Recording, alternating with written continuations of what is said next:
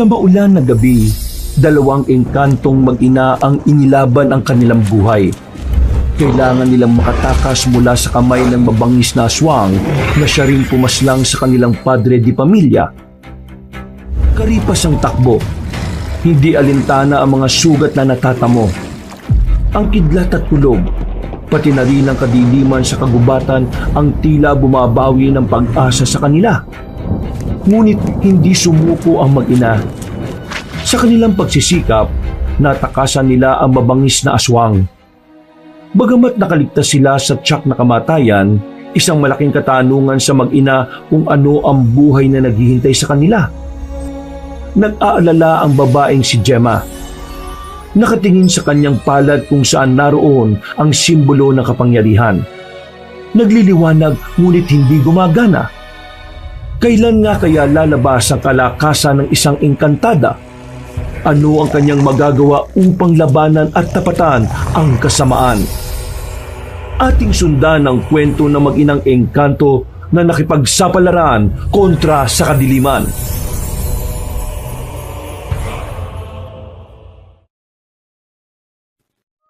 Malakas ang ulan at sinasabayan pa ito ng malalakas na kidlat.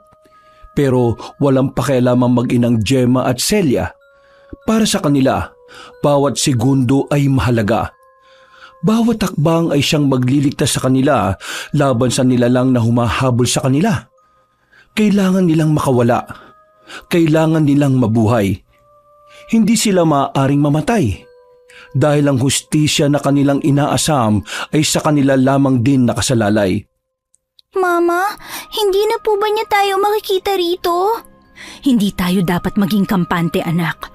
Mabangis ang nilalang na yon. Kailangan nating maging alerto. Hindi na muna nagsalita ang batang si Celia. Nakikiramdam lang din ito. Maigpit lamang ang pagkakahawak nito sa kamay ng kanyang ina. Habang si Gemma naman, palingon-lingon sa paligid. Nahihirapan itong pakiramdaman ng paligid dahil sa lakas ng ulan. Hindi niya marinig kahit ang mga hakbang lamang ng aswang. Halos 20 minutos rin itong naroon. Nang makasiguro ang babaeng si Gemma, nakaisip na rin siyang lumabas ng kanyang pinagtataguan. Wala ang nilalang na kanilang kinatatakutan. Kaya sinamantala na ng mag-ina ang pagkakataon. Agad silang umalis doon at nakarating sila sa isang baryo. Mama, bakit po ayaw nila tayong pagbuksan ng pinto? Ayaw po ba nila sa atin? Anak, manalig lang tayo. Mamaya meron ding bahay na magpapatuloy sa atin. Pero mama, nilalamig na po ako eh. Ano po bang pwede nating gawin? Saan po tayo matutulog ngayong gabi? Ang lakas-lakas pa ng ulan. Akong bahala, anak. Gagawa ako ng paraan para makatulog ka ng mahimbing ngayon. Huminga na lamang ng malalim ang babaeng si Gemma. Pero ang totoo, kahit siya ay hindi rin alam kung papaano sila makakapagpahinga sa gabing yon. Wala rin naman kasi silang kakilala sa baryo na yon. Hindi rin naman kasi sila taga roon. Wala silang kahit na anong ideya kung anong klase ng mga tao ang mga naninirahan sa lugar na yon. Gumilid na muna ang mag-ina. Sumilong sila sa isang lumang kubo na katabi lang din ng isang bahay. Nakatayo lamang ang dalawa roon. Hindi alam kung ano ang kanilang gagawin. Mama, kung umuwi na lang kaya tayo sa atin. Wala naman na yata po yung aswang eh. Anak, kagaya ng sinasabi ko, hindi tayo dapat maging kampante. Mabangis ang aswang. Kapag bumalik tayo ron, malaki ang tsansa na babalik lang din siya ron. Pero mama, wala po tayong kinabukasan dito. Anak, nakalimutan mo na ba ang ginawa ng aswang sa iyong ama? Hindi ko hahayaang gawin niya rin yun sa isa sa atin. Alam ko na ayaw rin ng papa mo na mangyari yun sa atin. Mama, bakit po ba kasi tayo ginugulo ng aswang? Wala naman po tayong ginagawang masama sa mga aswang ah. Malaki ang papel ng mga kagaya natin sa pagpapalakas ng mga puwersa ng mga nilalang na kagaya rin nila. Kaya naman, gustong-gusto nila tayong makuha. Mama, kung umuwi na lang kaya tayo sa atin. Wala naman na yata po yung aswang eh. Anak, kagaya ng sinasabi ko, hindi tayo dapat maging kampante. Mabangis ang aswang. Kapag bumalik tayo ron, malaki ang tsansa na babalik lang din siya ron. Pero Mama, wala po tayong kinabukasan dito. Anak, nakalimutan mo na ba ang ginawa ng aswang sa iyong ama? Hindi ko hahayaang gawin niya rin yun sa isa sa atin. Alam ko na ayaw rin ng papa mo na mangyari yun sa atin. Mama, bakit po ba kasi tayo ginugulo ng aswang? Wala naman po tayong ginagawang masama sa mga aswang Malaki ang papel ng mga kagaya natin sa pagpapalakas ng mga puwersa ng mga nilalang na kagaya rin nila. Kaya naman, gustong-gusto nila tayong makuha. Si Papa, pinatay nila. Kung kailangan nila si Papa, di sana di na lang nila pinatay. Dahil alam nilang lalaban ang papa mo. Alam nilang hindi magpapagamit ang papa mo. Kaya naman, wala silang ibang magagawa kundi unahan siya para wala na rin magpoprotekta sa ating dalawa. Gustong-gusto ko na po ulit makita si Papa. Sana hindi na lang siya nawala. Niyakap na lamang ng babae ang kanyang anak. Sumiksik sila sa gilid. Niyakap ni Gemma ang kanyang anak para kahit na papaano ay mabawasan ng lamig na nararamdaman ito. Sa kakahintay na tumila ang ulan, nakatulog na sila sa sulok. Hindi na nila alintana ang malakas na hangin. Maya-maya pa, naimulat ni Gemma ang kanyang mga mata nang may matapat na ilaw sa kinalalagyan nila. Nang maaninagan niya, isang binata ang nakita niyang may hawak ng ilaw. Lumapit ito sa kanila sa pag-aalala na baka kung anong nangyari sa kanilang mag-ina. Ayos lang ba kayo? Bakit po kayo nandito sa ganitong kalakas na ulan? Napatayo si Gemma, habang ang kanyang anak naman ay nanatiling tulog habang nakasandal sa dingding ng kubo. Wala kaming ginagawang masama. Nakikitulog lang kami sa kubong ito. Malakas kasi ang ulan. Wala kaming mapuntahan. Huwag mo kaming sasaktan. Hindi naman ako mananakit. Nadaanan ko lang kasi kayo. Akala ko kung anong nangyari sa inyong dalawa eh. Teka, anak mo ba siya? Oo, anak ko nga siya. Bakit kayo nagpapaulan? Tagasan ba kayo? Sandaling hindi nakapagsalita ang babaeng si Gemma. Tila nagdalawang isip ito kung tama bang ipaalam sa binata ang tungkol sa kanilang pagtakas. Kalaunan, naisipan na lamang niyang hindi na lang din ito sabihin. Pinalayas kami sa amin. Ganun ba? Pwede bang tulungan mo kami? Pwede bang makitulog kami? Kawawa naman ang anak ko eh. Kanina pa siya nilalamig. Hindi ko na alam kung anong gagawin ko. Halos lahat ng nilalapitan namin dito. Hindi naman kami pinagbubuksan. Pero kasi hindi ko naman bahay ang tinitiran ko eh. Bahay yun ng lolo ko. Hindi ako... Sige na, kahit na isang gabi lang, nagmamakaawa ko sa'yo. Baka kasi mamatay ang anak ko kapag hanggang mamaya siya makakaramdam ng matinding lamig. Pakiusap, gagawin ko ang lahat para masuklian ko ang kabaitan mo. Diyos ko, mayayari ako nito kay lolo eh. Sige na, alam kong mabuti kang tao, nararamdaman ko yun. Kaya sana, pagbigyan mo na ako. Kahit yung anak ko na lang, kahit na hindi na ako kasama. Sige na nga, sumama na kayo sa akin. Pero kung sakaling tumanggi yung lolo ko, wala na akong magagawa ha. Maraming salamat. Binuhat na ni Gemma ang kanyang anak at sumunod na rin sila sa lalaki. Habang naglalakad sila ay hindi na napigilan ng babae na itanong kung ano ang pangalan ng sinusundan nila. Hindi ko alam na meron pa palang mga tao na mabubuti kagaya mo. Pero ano bang pangalan mo? Kilala ko dito sa amin bilang Bruno. Kayo? Ako si Gemma at itong aking anak, siya si Celia. Hindi naman sa nanghihimasok ako ha. Nasaan ba ang asawa mo at pinabayaan lang kayong ng ganito? Wala na ang asawa ko, patay na siya. Pasensya na, hindi ko naman alam eh.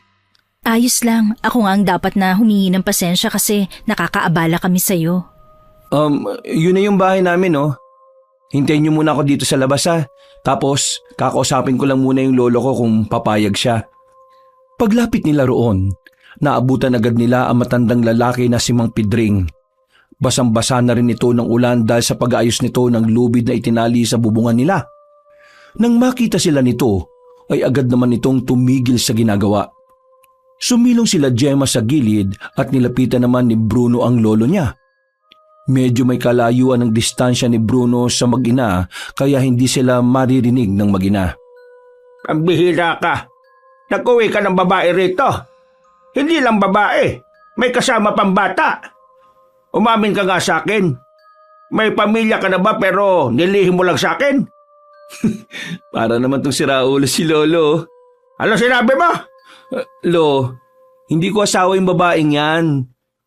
Mas lalong hindi ko rin naman anak yung kasama niya. Kung gano'n sino naman yan? Hindi ko rin sila kilala eh. Si Raulo. Hindi mo kilala pero dinala mo rito. Nakakalimutan mo na ba kung ano ang trabaho ko, ha, Bruno? Hindi. Hindi ko nga sila dinala rito dahil sa trabaho mo, Lo. Ha? Nilalagnat na kasi yung bata dahil ilang oras na raw silang nasa ulanan. Baka pwedeng tulungan mo sila. Ano bang nangyari sa mga yan? Saan mo napulot yan? Nadaan ako kanina sa lumang kubo ni Catering. Kinuha ko na sila. Nakakaawa eh. At saka kawawa yan. Lalo kung si Catering pa yung makakakita sa kanila. Ang sabi kasi nung babae, pinalayas daw sila. Tinanong ko naman kung nasaan ang asawa niya. Ang sabi niya patay na raw. Broda, alam mo naman na hindi rin naman tayo mayaman, hindi ba? Pero hindi rin naman tayo said na said. Pwede naman siguro natin silang tulungan. Kahit patulugin na lang natin sila rito ngayong gabi. Bruno, Lo, kakayanin niyo bang tingnan yung batang yan? Nasa ulanan natutulog? Pambihira naman buhay na ito. Bakit parang kasalanan ko pa? Hindi ko naman sinasabing kasalanan nyo. Ang sinasabi ko lang naman, meron tayong magagawa para makatulong. Nakakakonsensya naman kung sa atin sila dinala ng Diyos, tapos wala man lang tayong ginawa, hindi ba? Huminga ng malalim ang matandang si Pedring. Sandali pa itong napatingin sa kinaroroonan ng babae at bata. Napailing ito sandali at bumakas sa mukha nito ang awa. Ay siya, sige na. Patutulugin natin sila dito. Pero ngayong gabi lang, ha?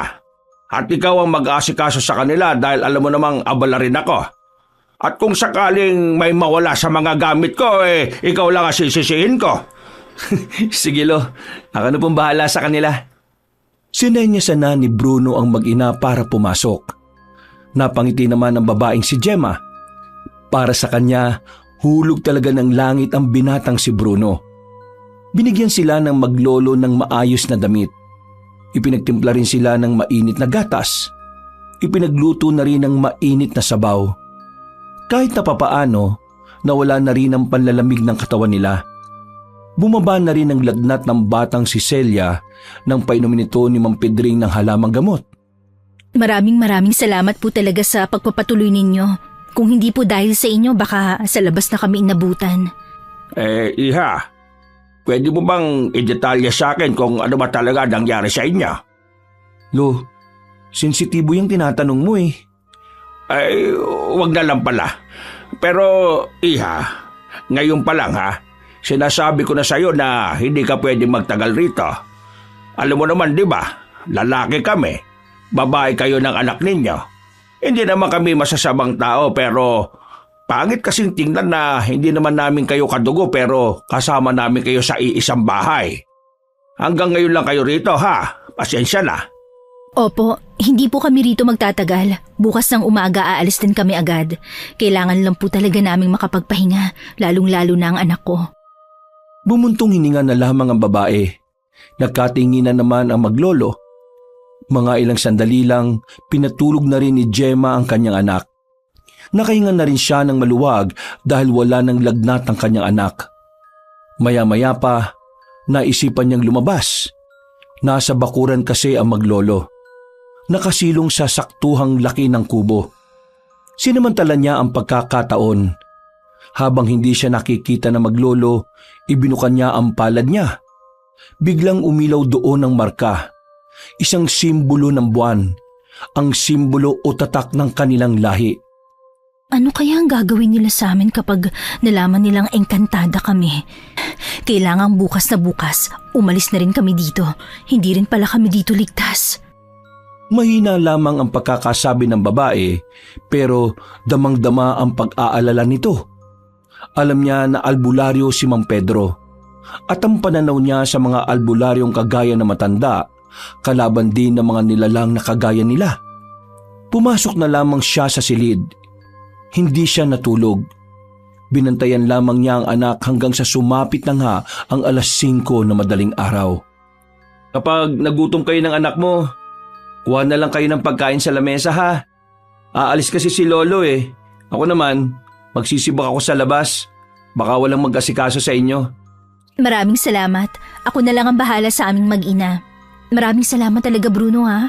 Sobra-sobra na itong ginagawa niyo para sa amin. Ayos lang. Siyempre, mga Pilipino tayo eh. Likas sa atin ang pagiging matulungin. Maraming salamat. Ngumiti sa kanya ang lalaki. Ngumiti na lang din siya. Muli siyang napatingin sa kanyang palad. Nanghinayang siya bigla. Naisip niya na kung gumagana lang din talaga ang kanyang kapangyarihan, hindi naman nila kailangan takbuhan ng aswang na humahabol sa kanila. Dahil alam niya, mas malakas ang mga engkantada sa mga nilalang na yun. Paggising ni Celia, agad silang lumabas at pumwesto na sa lamesa. Tuwang-tuwa ang bata. Magana itong kumain. Mama, ang sarap-sarap naman ito. Anong klaseng pagkain kaya ito? Walang ganito sa atin eh. Ang sarap-sarap talaga. Celia, hinaan mong boses mo. Hindi nila pwedeng malaman kung ano tayo. Maliwanag ba? Bakit naman po hindi? Hindi naman po tayo masama eh. Makinig ka na lang sa akin, ha? Mama, ang sarap talaga nito. Kumain ka na rin. Sinabayan na lamang ni Gemma ang kanyang anak. Matapos yun, inilagay na rin ni Gemma ang mga plato sa lababo. Gusto niya sanang hugasan ng mga yon, pero hindi niya naman alam kung papaano. Wala naman kasing ganoon sa pinanggalingan nila. Hindi sila naguhugas. Hindi rin naman sila kumikilos. Dahil sa mundo nila, sila ang pinagsisilbihan. Makalipas ang ilang oras, nakabalik na rin si Bruno galing sa kabilang bahay. Daladala na nito ang mga sinibak na kahoy. Noong mga sandaling yon, ambon-ambon na lamang ang panahon. Bruno? Nasaan ang lolo mo? Gusto sana naming magpaalam ng anak ko bago kami umalis. Hintayin nyo na lang. Pabalik na rin yon. Bumili lang kasi ng panghanda. Panghanda? Oo, panghanda. Kaarawan kasi ni Lolo ngayon eh. Kaarawan? Kapanganakan niya? Oo. Ngayon lang kasi siya maghahanda. Kaya yun, bumili talaga siya ng mga lulutuin mamaya. Kuya, ano pong pangalan nyo? Ako? Bruno ang pangalan ko. Ikaw si Celia, di ba? Paano nyo po nalaman ang pangalan ko? Sinabi sa akin ng mama mo.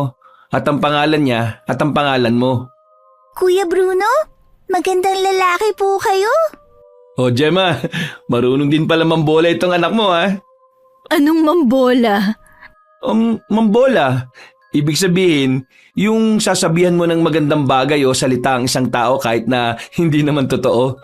Paniniwalain mo siyang gwapo siya kahit na hindi naman talaga. Magandang lalaki ka naman po talaga eh. Di po ba, Mama? Hindi agad nakapagsalita ang babae. Tila nakaramdam ito ng hiya sa sinabi ng bata. Pero kalaunan ay sumang-ayon na lamang si Gemma kay Celia. Natawa na lamang din sa kanila ang lalaking si Bruno. Maya-maya pa, pumasok na lang sila sa bahay. Mga dakong 10:00, dumating na ang matandang lalaki na si Pedring. Dala-dala nito ang pinamili. Nagtaka pa ito nang maabutan pa rin ng mag-ina sa loob ng bahay. Mang Pedring, hinintay ka lang talaga namin na makabalik. Magpapaalam lang po sana kami sa inyo. Saan na kayo niyan? Hindi ko rin po alam eh, pero bahala na siguro ang tadhana sa amin.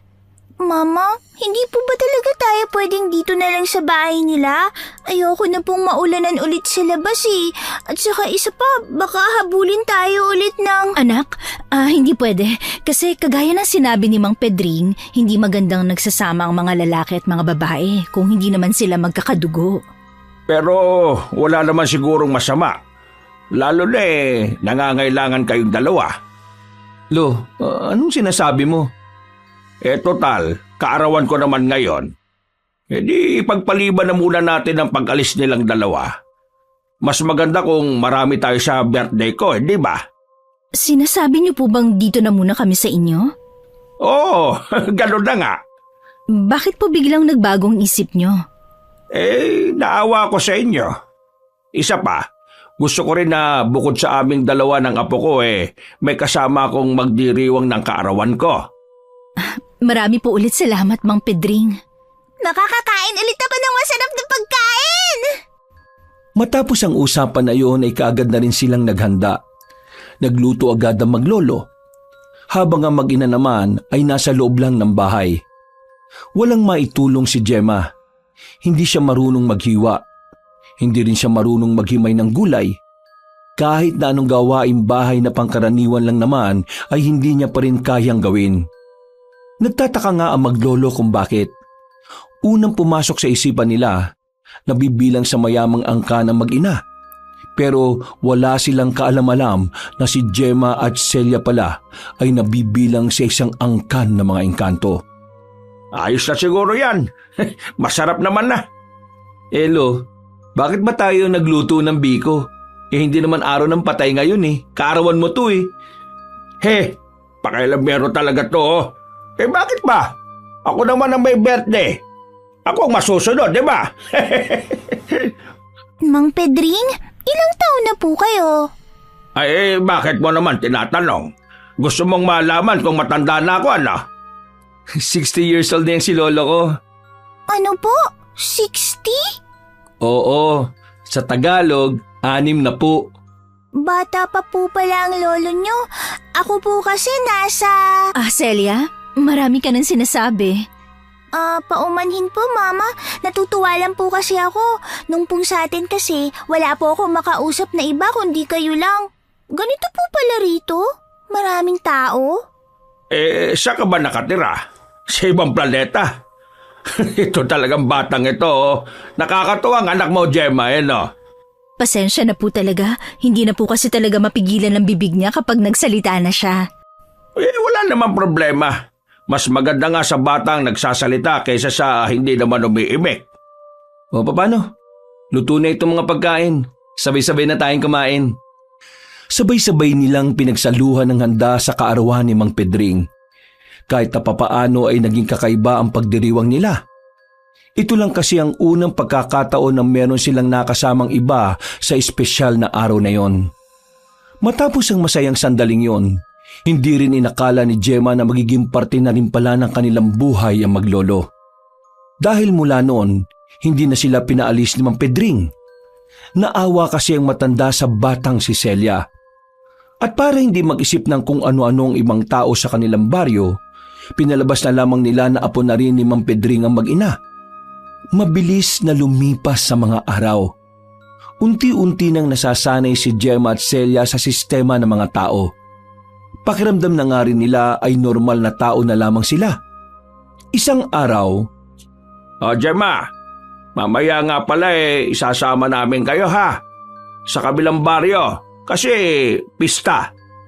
Naisip ko lang naman na maganda rin kung makakalabas kayo ng bahay. Para naman hindi kayo nabuburyong dito. Maraming salamat po pero baka makaabala lang po kami sa magiging kasiyahan nyo dahil kailangan nyo pa kaming intindihin mag-ina. Ay nako, hindi naman. Mula nang maging parte na kayo ng pamilya, kahit na kailan ay hindi naman kayo naging abala. Isa pa, para na rin sa anak mo. Alam ko, gustong-gusto niya rin magkaroon ng ibang kakilala. Mang Pedring, may gusto sana akong itanong pero wag nyo sanang mamasamain. Ay siya, sige. Itanong mo lang. Makikinig naman ako. Bakit po ba ang bait-bait nyo sa amin ng anak ko? Nakilala nyo na po ba kami noon? Ngayon ko nga lang kayo nakilala. Pero kahit ako, hindi ko rin alam kung bakit ganito ang trato ko sa inyo Siguro dahil namimiss ko yung anak kong babae. Ganito rin kasi ang samahan namin noon. Hindi kami masyadong nag-uusap pero wala naman kaming problema sa isa't isa. May anak po pala kayong babae. Nasaan po siya? Nasa ibang bansa. Matagal pa uwi nun. Siya ang ina ni Bruno. Kaya po pala. Paano? Mamayang hapon aalis tayo ha. May mga pinamili naman tayong damit dyan. Suotin nyo yung pinakamaganda. Lo, pwede ba kitang makausap muna sandali sa labas? Ay bakit sa labas pa? Hindi ba pwedeng dito na lang? Mahalaga po ito eh. O Gemma, sandali lang ha. Kakausapin ko lang itong apo ko. Tumango lang ang babae. Pero dahil kinain din ng kurisidad si Gemma, palim siyang nakinig sa maglolo. Lumapit siya sa bintana at doon ay nalaman niya kung ano ang pinag-uusapan ng dalawa. Lo, nakausap ko kanina si Mang Edgar. Meron daw silang namataan na aswang sa bandang norte. Aswang? Teka, paano magkakaroon ng aswang dito matagal lang natugis na mga sinaunang albularyo mga lintik na aswang na yan?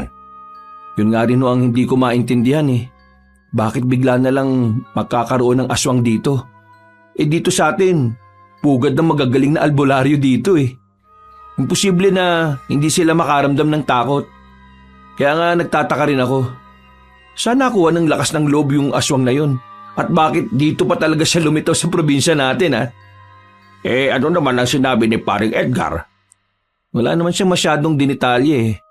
Ang sabi niya sa akin, ipaalam ko muna sa iyo na hahanapin nila yung aswang na nakita ng mga tao niya. Lo, anong gagawin natin ngayon? Di mamayang gabi, pagtapos natin pumunta sa pista ng kabilang baryo, puntahan mo yung mga kakilala natin at sabihan mo rin sila. Kahit na malayo-layo naman sa atin ang norte, hindi tayo dapat maging kampante. Lalo na't wala naman tayong impormasyon kung anong klase ng aswang ang nakita nila paring Edgar. Habang nakikinig ang babaeng si Gemma, hindi na niya napigilan ang kanyang sarili na hindi kabahan. Nakaramdam siya ng pagkabahala. Nag-alala siya para sa kaligtasan nilang mag-ina. Alam niya na hindi talaga sila titigilan ng mga aswang hanggat hindi nakukuha ng mga yun ang kailangan sa kanila. Muling binuka ni Gemma ang kanyang palad. Umiilaw lang ang simbolo sa kanyang palad pero wala siyang nararamdamang kahit na anong kapangyarihan. Nanghihinayang siya. Kung sana'y noon niya pa inaral ang kapangyarihan na tinataglay nilang mag-ina, edi sana'y hindi siya kinakabahan na makalaban ng mga aswang. Sa kanilang angkan kasi, likas sa mga engkantadang gaya nila ang kapangyarihan na nasa loob lang ng kanilang diwa. Ngunit hindi naman yun gagana kung hindi ito lubusang makikilala. Kaya ngayon, nagtatago lamang ang mag-ina sa katauhan ng mga simpleng tao. Mama, ano pong ginagawa niyo dyan sa bintana? Nagulat ang babae nang marinig niyang bigla ang tinig ng kanyang anak. Buti na lamang ay hindi naman kalakasan ang pagkakasabi nito kaya hindi sila narinig ng maglolo. Kinuha na lamang ni Gemma ang anak niya at dinala sa kanilang silid. Naganap na lamang sila ng masusuot. At nang kinahapunan, handang-handa na ang mag-ina. Sa katunayan, mas nauna pa ngang nakapag-ayos si Gemma at Celia. Naghihintay na lamang sila sa maglolo habang nasa loob sila ng bakuran. Ay, pasensya na at napatagal ha. Pero hindi bale, 3:00 pa lang naman, maaga pa. Ayos lang naman po pero si Bruno po ba hindi sasama? Ay, sasama si Bruno. Sadyang napakabagal lang talaga niyang kumilos kapag ganitong may pupuntahan. O tara na. Pasensya na kung matagal ha. Gusto ko lang kasi na maging gwapo sa paningin ng lahat eh. Sos, gwapo ka naman eh. Nagmana ka kaya sa akin? Nagtawanan na lamang sila ng mga sandaling yon. Maya-maya pa ay umalis na rin sila. Dahil hindi naman kalayuan ng nasabing baryo, nilakad na lamang nila patungo roon. Tutal ay hindi naman mainit ang panahon ng mga sandaling yon. Pagkarating nila roon, sinalubong agad sila ng kakilala ni Mang Pedring. Dinala sila sa bakuran at doon ay nagsimula ang kainan. Hindi makapaniwala si Gemma at Celia sa kanilang nasasaksihan. Ang buong akala kasi nila, maiilang sila sa mga tao. Pero hindi. Ramdam nila kung gaano kainit ang pagtanggap sa kanila ng mga yon. Mama, ang saya-saya naman po rito. Ang dami-daming tao at maingay. Maraming masaya. Kaya ikaw, wag ka masyadong lalayo sa akin ha? Kasi baka mawala ka rito. Nako, Celia, siguradong magiging masaya ka rito, iha. Sa gilid ng bakuran kung saan nakapwesto ang lamesa, pumesto ang mag-ina. Ang daming nakahain sa ibabaw ng lamesa, kaya tuwang-tuwa ang batang si Celia. Nung mga sandaling yon, pakiramdam ni Gemma ay mga normal na tao lang din sila. Hindi nila nararamdaman ang kanilang pagkakaiba sa mga tao. Makalipas lang ang ilang oras, nakakaramdam na ng pagkabagot si Gemma. Hindi rin naman kasi sila tumatayo. Nanunod lang sila sa mga taong nagkakasiyahan. At kung minsan naman ay dinadalaw lang sila na maglolo. Habang pinagmamasdan ng mga nagsasayawan, napansin ni Gemma ang isang lalaki na nakatayo sa labas. Meron niyong hinahanap at malakas ang palagay niya na sila ang hanap ng lalaking yon. Celia, kailangan na nating umalis dito. Pero Mama, nakakatuwa po silang panoorin, no? Hindi po ba kayo natutuwa? Kailangan mo makinig sa akin. Hinawakan na niya ang kamay ng kanyang anak. Paglingon niya sa kabilang banda naman, nakita niyang meron pang isang lalaki na tila hinahanap din sila. Hindi maaaring magkamali si Gemma sa mga sandaling yon. Ang dalawang lalaki na nasa labas ay mga lihitimong aswang. Hindi siya maaaring magkamali sa kanyang kutob. Amoy na amoy niya ang kakaibang amoy ng isang tunay na aswang. Hindi na siya nagsayang pa ng oras. Agad na rin siyang umalis doon. Halos makaladkad na niya ang anak sa pagmamadaling makatakas. Nabuhay na naman ang kanyang takot sa kalooban. Naakala niya ay matagal lang naglaho dahil sa pansamantalang saya na nararamdaman niya. Nakalabas sila ng bakuran. Nasa kalsada na silang dalawa. Makilang ulit pang lumilingon-lingon sa likuran ng babae para siguraduhing walang sumusunod sa kanila. Mama, ano po ba nangyayari? Bakit po pa bigla na lang tayong umalis doon? Gusto ko pa po kasi doon eh.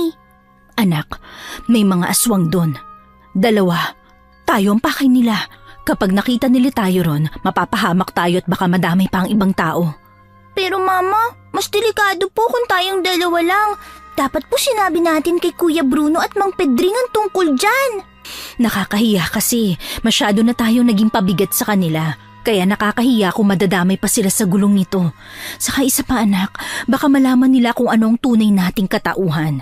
Engkantada tayo, mga nilalang na nagmula sa dugo ng malalakas na engkanto. Mama, natatakot po ako kapag 2 lang po tayo eh. Magtiwala ka lang sa akin anak, hindi kita pababayaan. Nang marinig nila ang nakakatakot na angil ng aswang, ay agad silang gumilid. Sinubukan na muna nilang magtago sa halamanan.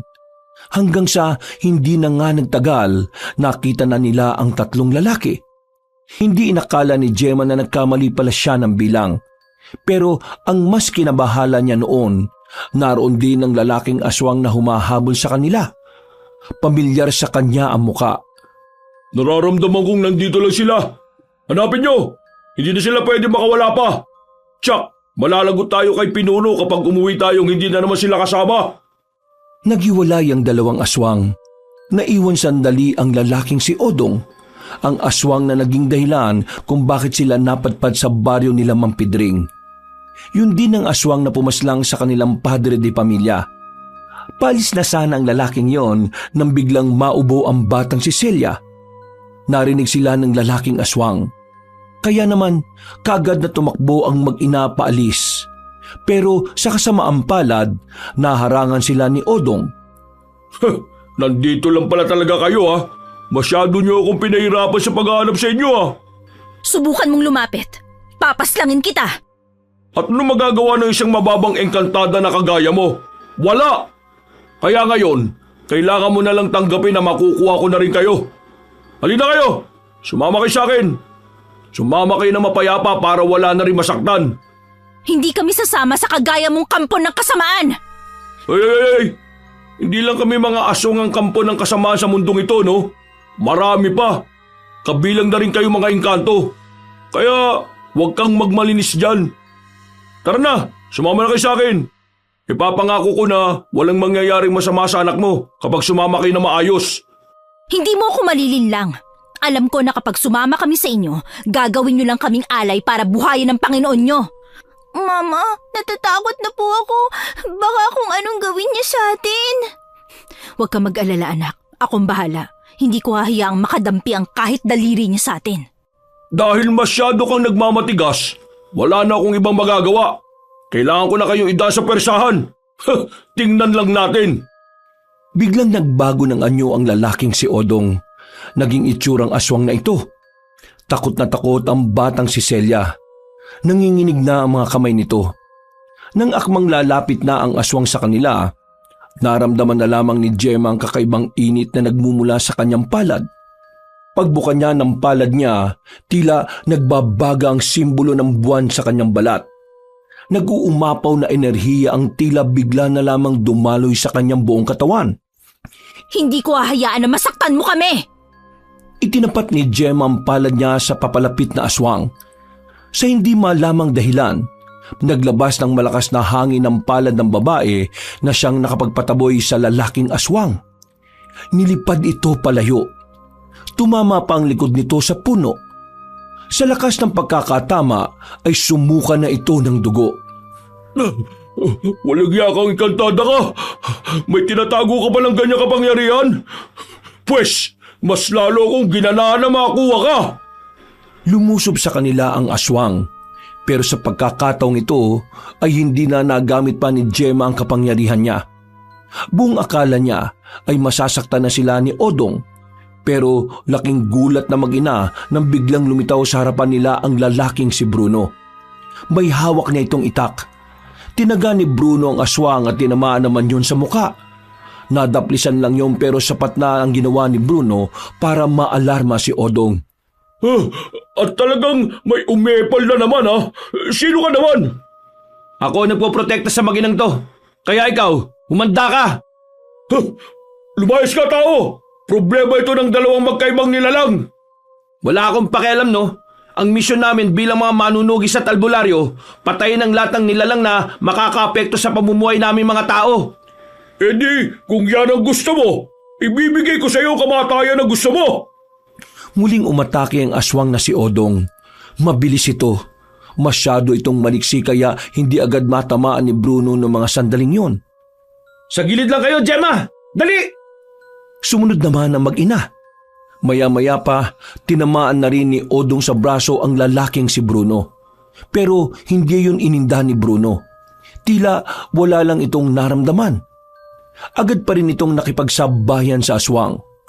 Sa nakikita ni Gemma, halatang-halata kung gaano kasanay si Bruno sa mga ganoong klase ng sitwasyon. Namamangha siya, pero sa kabilang banda, nababahala na rin siya. Palagay niya kasi alam na ng binata ang katauhan nilang mag-ina. Hanggang dyan lang ba ang kaya mong gawin? Hindi ako nasasayaan, no? Nasaan ang mga mas mataas sa'yo? Sila ang gusto ko makaharap. Masyado kang hambog. Wala ka pa nga napapatunayan sa akin. Ganyan ka na kaagad maghangad. Kung gusto mong mamatay, ibibigay ko naman sa iyo yun eh. Hindi mo na kailangang istorbohin pa yung amo ko. Huwag nang maraming satsat! Si Bruno naman ang nagtangkang lumusob ng mga sandaling yon. Tinaga niya si Odong. Hindi niya ito tinamaan. Paglingon ni Bruno sa gilid ay naroon na pala ang aswang. Nakakalmot siya nito sa balikat. Pero hindi niya pa rin yon pinansin. Sa halip, mas lalong ginanahan si Bruno. Lalo na nang marinig niya ang tinig ng batang si Celia. Kuya Bruno! Kayang-kaya mo po yan! Napangiti si Bruno. Nang umatake sa kanya si Odong, nailagan na niya yun. Siya naman ang nakatama. Pero sa pagkakataong ito ay tila napuruhan na niya ang aswang. Tinamaan niya kasi yun sa tagiliran. Tagas agad ang dugo mula roon. Dahilan para mapadistansya na muna ang nilalang. Oh, ano? Bakit ka lumayo? Natatakot ka na bang mamatay? Wisit kang pakilabero ka. Umalis ka na kasi dyan. Dahil kailangan ko ang dalawang yan. Kung gusto mong makuha sila, kailangan mo muna akong patayin. Ang kaso nga lang mukhang hindi mo na ako kakayanin Kaya ikaw na lang ang buburahin ko sa mundong ito. Hindi ba tayo tapos, pakilabero? Sa pagbabalik ko, ihanda mo sarili mo dahil yun ang huling sandali mo sa mundong ito. Hindi na pumalagpa ang lalaking si Odong. Tumalo na lamang ito sa puno. Hinayaan na lamang din ni Bruno ang aswang na makatakas. Mas mahalaga para sa kanya na asikasuhin ang mag-ina. Ano? Ayos lang ba kayong dalawa? Hindi ba kayo nasaktan? Hindi naman, ayos lang kami. Babalikan natin si Lolo. Uuwi na muna tayo. Hindi na tayo ligtas dahil sa nangyari. Bruno, Bakit? nakita mo ba ang ginawa ko? Oo, nakita ko. Kung ganun, Sa bahay mo na lang ipaliwanag ang lahat. Nauna nang naglakad ang lalaking si Bruno. Binalikan niya ang matanda. Nung mga sandaling yun ay nakainom na rin si Mang Pedring. Inakay nila yon paalis. Mabuti na lamang ay may napadaan na kakilala nilang nakatricycle. Naisakay sila at naihatid sa kanilang bahay. Pag-uwi, bulagta agad ang matandang si Pedring. Nakatulog ito agad sa sobrang kalasingan. Celia anak, pumasok ka na muna sa loob. Mag-uusap lang kami ni Bruno. Tumangulang ang bata at agad na ring naglakad papasok. Habang naglilinis ng sugat si Bruno, sinimulan na nila ang usapan. Nagulat ako nung makita ko yung ginawa mo kanina. Pero inaamin ko na nung una pa lang nag-iisip na ako na baka hindi kayo normal na tao. Pero hindi ko naman inisip na aswang kayo. Sadyang nagtataka lang ako kung bakit ang dami niyong hindi alam sa buhay kahit na mga simpleng bagay lang. Gemma, paliwanag mo nga sa akin. Ano ba talaga kayo ni Celia? At bakit kayo gustong paslangin ng aswang na yon? Hindi nila kami gustong paslangin. Gusto nila kaming kunin para gawing kasangkapan sa pagpapalakas ng lahi nila. Kami ay mga engkantada, mga matataas na uri ng engkanto. Naninirahan lang kami nun sa Biringan, pero pinalayas kami ron dahil sa kasalanan ng angka namin. Nang mapalayas kami sa lupang sinilangan namin, sinubukan naming mamuhay ng normal dito sa lupa. Ang kaso nga lang, nadiskubre ng mga aswang na ang dugo namin ang kailangan nila para lumakas sila. Pinatay nila ang asawa ko dahil alam nilang ang asawa ko magiging hadlang sa kanila. At isa pa, hindi namin katulad ang asawa ko. Ang dugo niya ay pangkaraniwan lang. Nung gabing nakita mo kaming basang-basa sa ulan, yun yung gabi na nakatakas kami sa kanya. Yung nakita mo namang kapangyarihang nagawa ko, normal sa aming mga engkantada yon. Ang kaso nga lang, hindi ko yun magamit ng maayos. Kasi nung nasa Biringan pa ako, mas pinili kong hindi aralin kung paano lilinangin ang kapangyarihan na tinataglay namin. Pati tong si Celia, hindi ko rin siya naturuan dahil wala naman din akong alam. Ganon. Bakit hindi mo agad sinabi sa amin ni Lolo ang tunay niyong katauhan? Natakot kasi ako.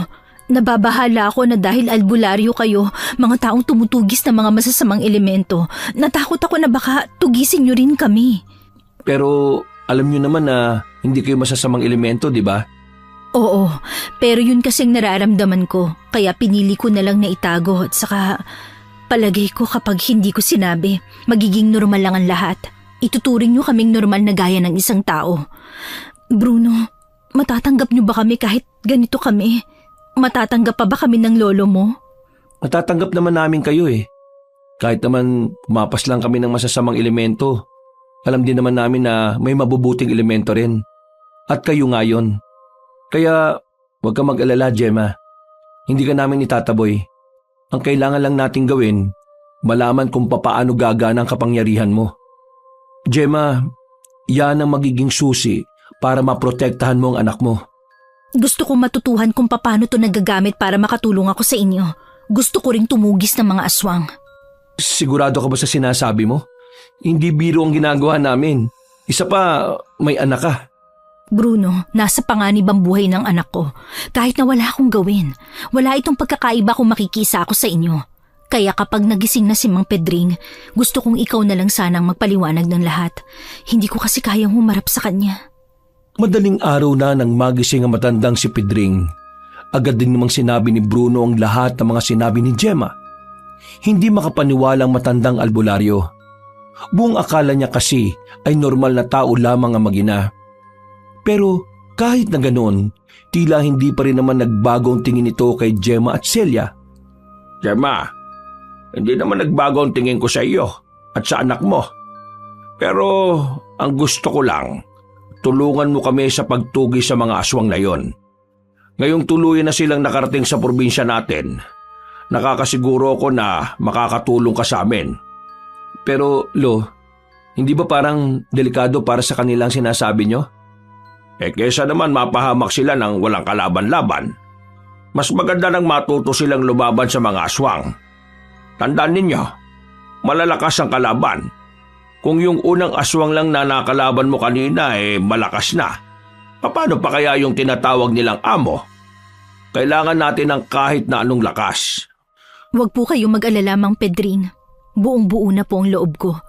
Handa na po akong gawin ang makakaya ko para makatulong sa pagpuksa sa mga aswang na yon. Para na rin po to sa kinabukasan ng anak ko. Kung gano'n wala na pala akong dapat na ipag-alala. Ang kailangan na lang natin gawin ngayon ay alamin kung paano natin mapapagana ang kapangyarihan mo. Sa ngayon, hindi ko rin talaga alam. Bigla-biglaan lang siyang lumalabas Hindi ko siya kayang kontrolin. Sige, pag-aaralan ko yan. Sa ngayon magpahinga na muna kayo mag-ina. Akong bahala sa inyong dalawa. Bruno, bantayan mo na muna sila rito ha. Saan na naman kayo pupunta kaaga-aga? Maghanap ako ng mga libro o impormasyon na makakatulong sa atin para linlangin ang kapangyarihan niya. Umalis sa matanda nung umagang yon kahit na hindi pa nakakaligo at meron pang hangover. Sila lamang ang naiwan sa bahay ng mga sandaling yon. Dahil sa pagkabahala na baka masundan sila ng mga aswang sa bahay, naglagay na lamang si Bruno ng mga pangontra sa palibot. Mabilis na lumhimpas sa mga sandali. Sumapit na rin ang 12:00 ng tanghali. Sabay-sabay na rin silang kumain. Hindi pa rin nakakabalik ang matandang lalaki. Habang nasa bakuran si Gemma sa kasagsagan ng kanilang pagwawalis, nakarinig sila ni Bruno ng kalabog sa loob ng bahay. Nagkatinginan pa sila sandali. Ako na titingin. Hindi, ako na. Ako na lang. Nagpresinta na ang lalaki. Pagpasok nito sa bahay, nagulat si Gemma nang paulit-ulit siyang tawagin ni Bruno. Agad naman pumasok ng bahay ang dalaga at pagpasok niya sa loob, nakita niya ang kanyang anak na nakahiga na sa sahig at wala ng malay. Diyos ko, ano nangyari sa kanya? Hindi normal ang init ng katawan niya, Gemma. Mataas ang lagnat niya. Celia! Hinawakan ng babae ang kamay ni Celia. Tiningnan nito ang palad nito. Nakita nilang may umiilaw na marka doon. Isang simbolo na hugis buwan. Anong ibig sabihin yan? Nangyari na to sa akin nung bata pa ako. Ito ang unang pagkakataon na lumitaw na ang marka niya. Ibig sabihin, pati si Celia magkakaroon na rin ng kapangyarihan? Oo, lalabas na ang kapangyarihan niya. Pero hindi ko alam kung kailan at kung paano. Natigil sa pagsasalita ang babaeng si Gemma nang biglang magkaroon ng malay ang bata. Tumingin ito sa kanya, pero napansin pareho ni Gemma at Bruno na kulay asul ang mga mata ng bata. Anak, anong nararamdaman mo? May masakit ba sa'yo? Mama, masakit po ang buong katawan ko. Ano po nangyari sa akin? Mainit po ang katawan ko. Wala si Lolo ngayon. Hindi ako biyasa sa panggagamot Pero sige, susubukan ko. Hindi, ako nang bahala sa kanya. Marunong ka? Iba ang paraan ng panggagamot namin. Bigyan mo na lang ako ng kutsilyo. Ha? Kutsilyo? Anong gagawin mo? Itinuro sa akin ng aking ama na kapag sa unang araw na maramdaman ni Celia ang ganitong kalagayan, kailangan niyang masugatan para mabawasan ang enerhiya niya na nag-uumapaw sa katawan niya. Hindi ba siya mapapahamak niyan? Hindi, alam ko to. Sinunod na lamang ni Bruno ang sinasabi ng babae. Kinuha niya ang kutsilyo at agad din namang iyong binigay sa babae. Kinuha naman ni Gemma ang kaliwang kamay ng bata. Marahan niyang sinugatan ng maliit si Celia sa palad. Piniga niya ito para mas madaling makalabas ang dugo. Habang ginagawa niya yon, kitang-kita ng dalawang mata ni Bruno na tila merong usok na lumalabas sa katawan ni Celia. Ganyan ba talaga kainit ang katawan niya? Umuusok? Nasa loob ang pinakamainit niyang katawan. Mabuti na lang at naagapan ko. Kung hindi, baka hindi kayanin ng katawan niyang kapangyarihan na meron siya. Yun na yun? Wala na ba siyang kailangang inumin na gamot? Wala na. Kinailangan ko lang bawasan ang dugo niya kung saan doon dinadaloy ang kapangyarihan niya. Nakahinga na rin ng maluwag ang babaeng si Gemma. Si Bruno naman ay napasandal na lang din. Aminadong kinabahan dahil yun ang unang pagkakataon na nakakita siya ng ganon. Karaniwang lagnat kasi na ang nakikita niya sa mga ginagamot ng kanyang lolo. Dumaan pa ang ilang oras. Naging maganda na rin naman ang pakiramdam ng bata. Nakakabangon na ulit ito, na parabang wala lang nangyari. Sumapit ang gabi. Hindi pa rin nakakauwi ang matandang albularyo. Nagtataka na rin si Gemma at Bruno kung bakit. Palagi bang ganito ang uwi ng lolo mo nung hindi nyo pa kami nakikilala? Oo, minsan nga inuumaga na yan eh. Pero nagpapasabi yun kay Mang Aping na mahuhuli siya ng uwi. Pero anong oras na oh? Di pa dumaraan si Mang Aping. Kakaiba itong gabi na to para sa akin ha. Bruno, hindi naman sa nag-aano ko ha, pero paano kung may nangyari kay Mang Pedring? Yun nga rin ang iniisip ko eh. Hindi ko naman pwedeng sundan si Lolo. Baka naman kung ano mangyari sa inyo. Alam mo naman ang nangyari kahapon, di ba? Kaya hindi kayo pwedeng walang kasama rito. May mga pangontra naman, di ba? Kaya ayos lang siguro kung iiwan mo kami rito. Sundan mo na ang lolo mo para makasiguro tayo na nasa maayos ang kalagayan niya. Hindi. Kailangan kong panindigan ng usapan namin ni Lolo. Ako ang poprotekta sa inyo, lalong-lalo na kapag wala siya. Ha? Ano yun? Nagtaka ang dalawa nang makarinig na naman sila ng nagkalampagang kaldero mula sa loob ng bahay. Nagmamadali silang tumakbo. Dinatnan nila si Celia na nakangiti habang nakatingin ito sa magkabilang kamay. Celia, anong ginawa mo?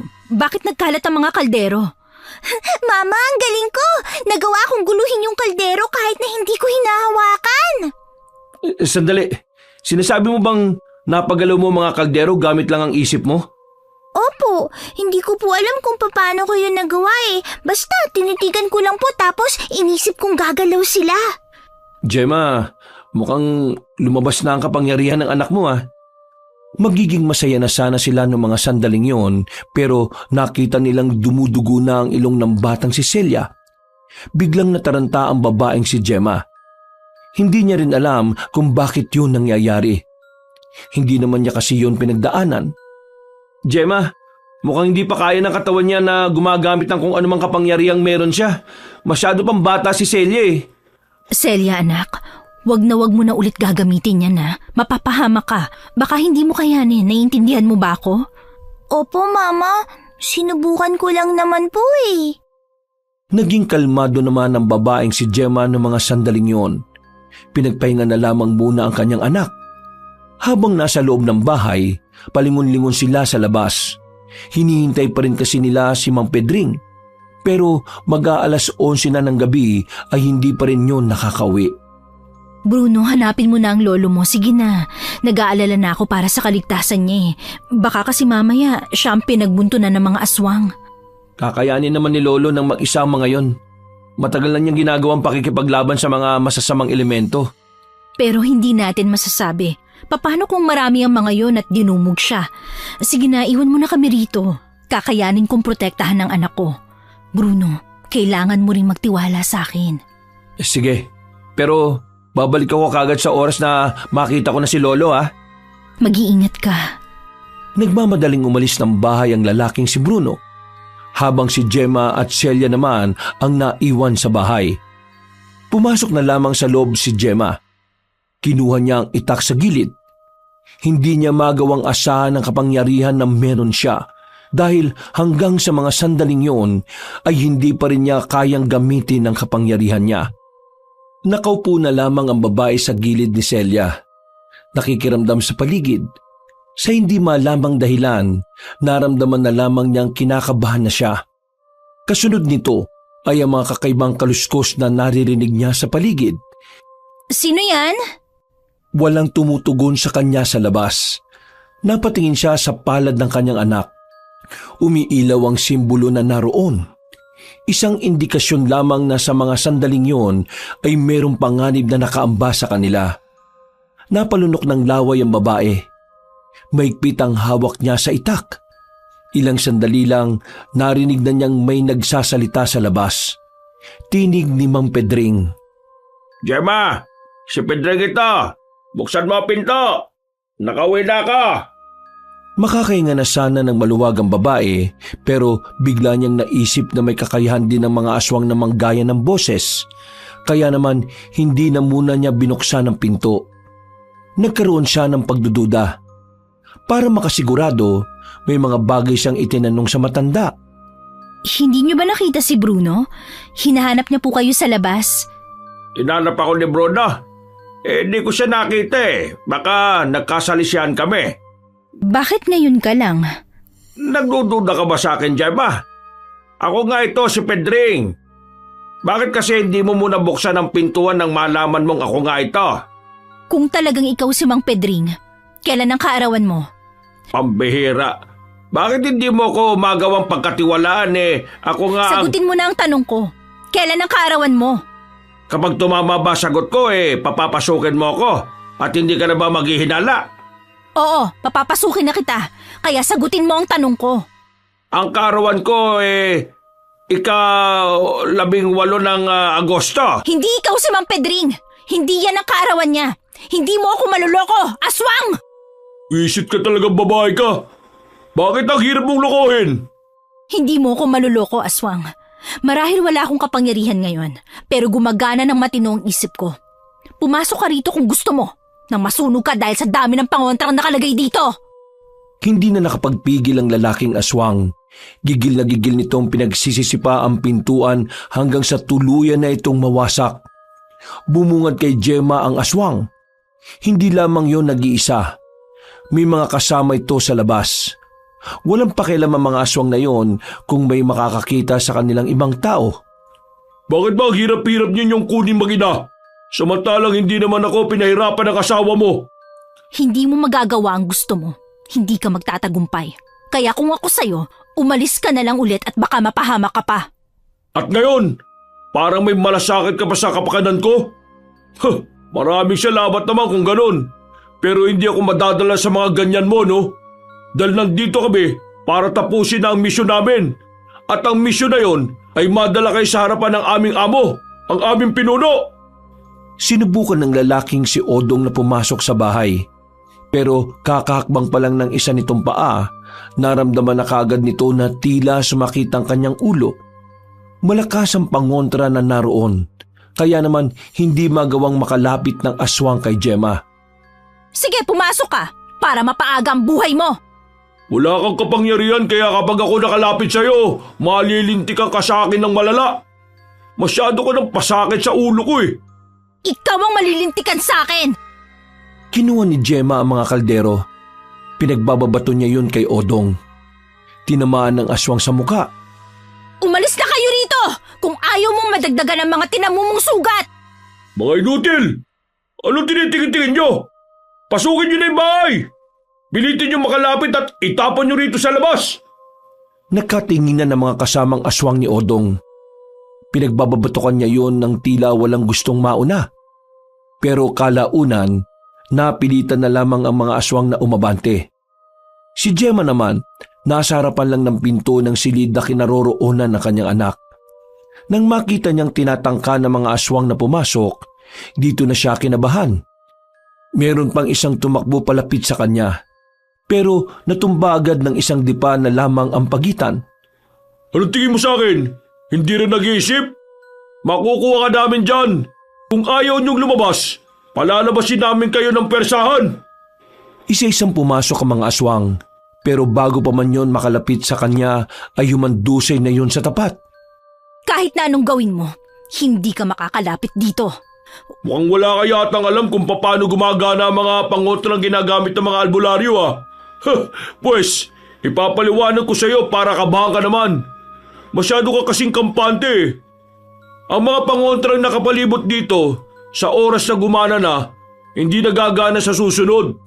Ibig sabihin, isang gamitan lang. Kapag nagamit na, wala nang kwenta. Ilan bang pangontra meron sa bahay na ito? Marami pa mga bata ko sa labas. Uubusin ko silang lahat kung kinakailangan para maubos na rin ang mga pangontrang inaasahan mo. Sa puntong ito ay nakaramdam na ng pagkabahala si Gemma. Naisipan na niyang umalis na lang ng bahay, pero Napagtanto rin niya na mas delikado ang kanilang buhay kung aalis sila. Namamawis na ang kanyang kamay dahil sa kaba. Tensyonado na ang babae. Maya-maya pa, narinig na lamang niyang naihakbang na ni Odong ang paa nito sa loob. Wala na itong nararamdaman na pananakit ng ulo. Ha? Ano? Kita mo na? Wala nang epekto sa akin ang mga pangontra kasi wala nang silbi. Ubus na. Ngayon babae, nandito na ako. Makakalapit na ako sa harapan mo. Kakausapin kita na maayos ha. Sasama ka ba sa akin na maayos? O masasaktan ng anak mong nasa loob ng silid na yan? Huwag mong sasaktan ng anak ko. Wala siyang kinalaman dito. Kaya nga para hindi na kayo masaktan, sumama kayo ng mapayapa. Ibaba mo ang hawak-hawak mong itak. Marahang ibinaba ni Gemma ang itak. Sinipa niya yung palapit kay Odong. Hoy! Magsibangon na kayo dyan! Sakit lang ng ulo yan. Hindi kayo mamamatay dyan oh. Kunin niyo na tong babae na to. Pati yung anak niya sa loob. Sandali! O bakit? May sasabihin ko pa bang mahalaga? Kung meron, pag-usapan natin yan sa daan. Ito ang sasabihin kong mahalaga. Binuksan ni Gemma ang kanyang palad at ipinakita pa yon sa aswang na si Odong. Nanlalaki ang mga mata ng lalaki. Ilang sandali lang, bigla na lamang may lumabas ng malakas na hangin sa kamay ng babae. Nawasak ang bandang pintuan. Tumilapon silang lahat palabas ng bahay. Tila nagkanda pilay-pilay ang mga yon. Habang si Odong naman, hindi na naman makapaniwala na nagawa yon ng engkantadang si Gemma. Hindi kayo aalis? Ako magpapalaya sa inyo! Muling itinutok ni Gemma ang kanyang palad sa mga aswang na nasa bakuran. Pero sa pagkakataong ito ay wala nang malakas na hangin na lumalabas. Kaya naman inakala ni Odong na yun na ang tamang pagkakataon para dakpin ang babae. Pero nagkamali pala ito. Nang subukan ni Odong ang makalapit, bigla na lamang bumilis ang galaw ni Gemma. Hindi na namalaya ni Odong na nasa likuran na pala niya ang engkantada. Pagkaharap ng aswang, naggulat ito nang bigla itong suntukin ni Gemma. Sa lakas ng suntok ay tumilapon ito palabas ng bakuran. Buisit! Nakakagamit na siya ng kapangyarihan niya. Tingin ko, si Amo na ang kailangang umarap sa isang ito. Umalis na kayo rito! Dahil kapag nagpumilit pa kayo, ikamamatay nyo! Di pa tayo tapos, babae! Nagmamadaling gumapang pali sa mga aswang. Nagsisigaw pa nga ang mga taong nakakita sa mga yon. Pero mabuti na lamang ay wala namang sinaktan kahit isang residente. Nung oras na yon, tila ngayon lang din naramdaman ni Gemma ang kaba at panghihina. Hindi niya inakalang magagawa niyang patrasin ang mga aswang. Hindi niya alam kung ano ang dapat niyang maramdaman. Pero isa lang ang nasisiguro niya. Kaya na niyang paganahin ang kanyang kapangyarihan. Kailangan na lamang niya itong linangin. Makalipas lang ang isang oras, dumating na rin si Mang Pedring at si Bruno. Nawindang ang dalawa nang makitang mas lumaki ang pintuan nila dahil sa pagkawasak nito. Pinatras mo ang mga aswang? Nakagamit ka na ng kapangyarihan ng isang engkantada? Yun ang bungad na matandang lalaki nang ikwento ni Gemma ang mga nangyari. Sa halip na manghinayang dahil sa pinsalang tinamo ng bahay nila, gumuhit pa ang kakaibang ngiti sa mukha ni Mang Pedring. Hindi ko rin inaasahan pero tingin ko nang dahil sa pagiging desperada, saka ko siya nagamit. Sa tingin ko, kaya mo siya nagamit dahil mas malinaw na ngayon ang dahilan mo para lumaban. Pero anong gagawin natin dito sa nasirang harapan? Pasensya na talaga, hindi ko sinasadya. Hindi ko kasi inakala na ganun kalakas yung hangin na magagawa ko Ang nasa isip ko lang talaga, protektahan si Celia. Wala kang dapat ihingi ng pasensya. Tama lang naman ang ginawa mo Ang bahay, nagagawa pa. Pero ang buhay kapag nawala, hindi na natin may babalik. Bukas ng umaga, aalis na muna tayo rito ha. Saan naman tayo pupunta Makikitira muna tayo ron sa kaibigan ko, kay Amparo. Kay Aling Amparo? Sigurado ka ba? Wala naman tayong magagawa.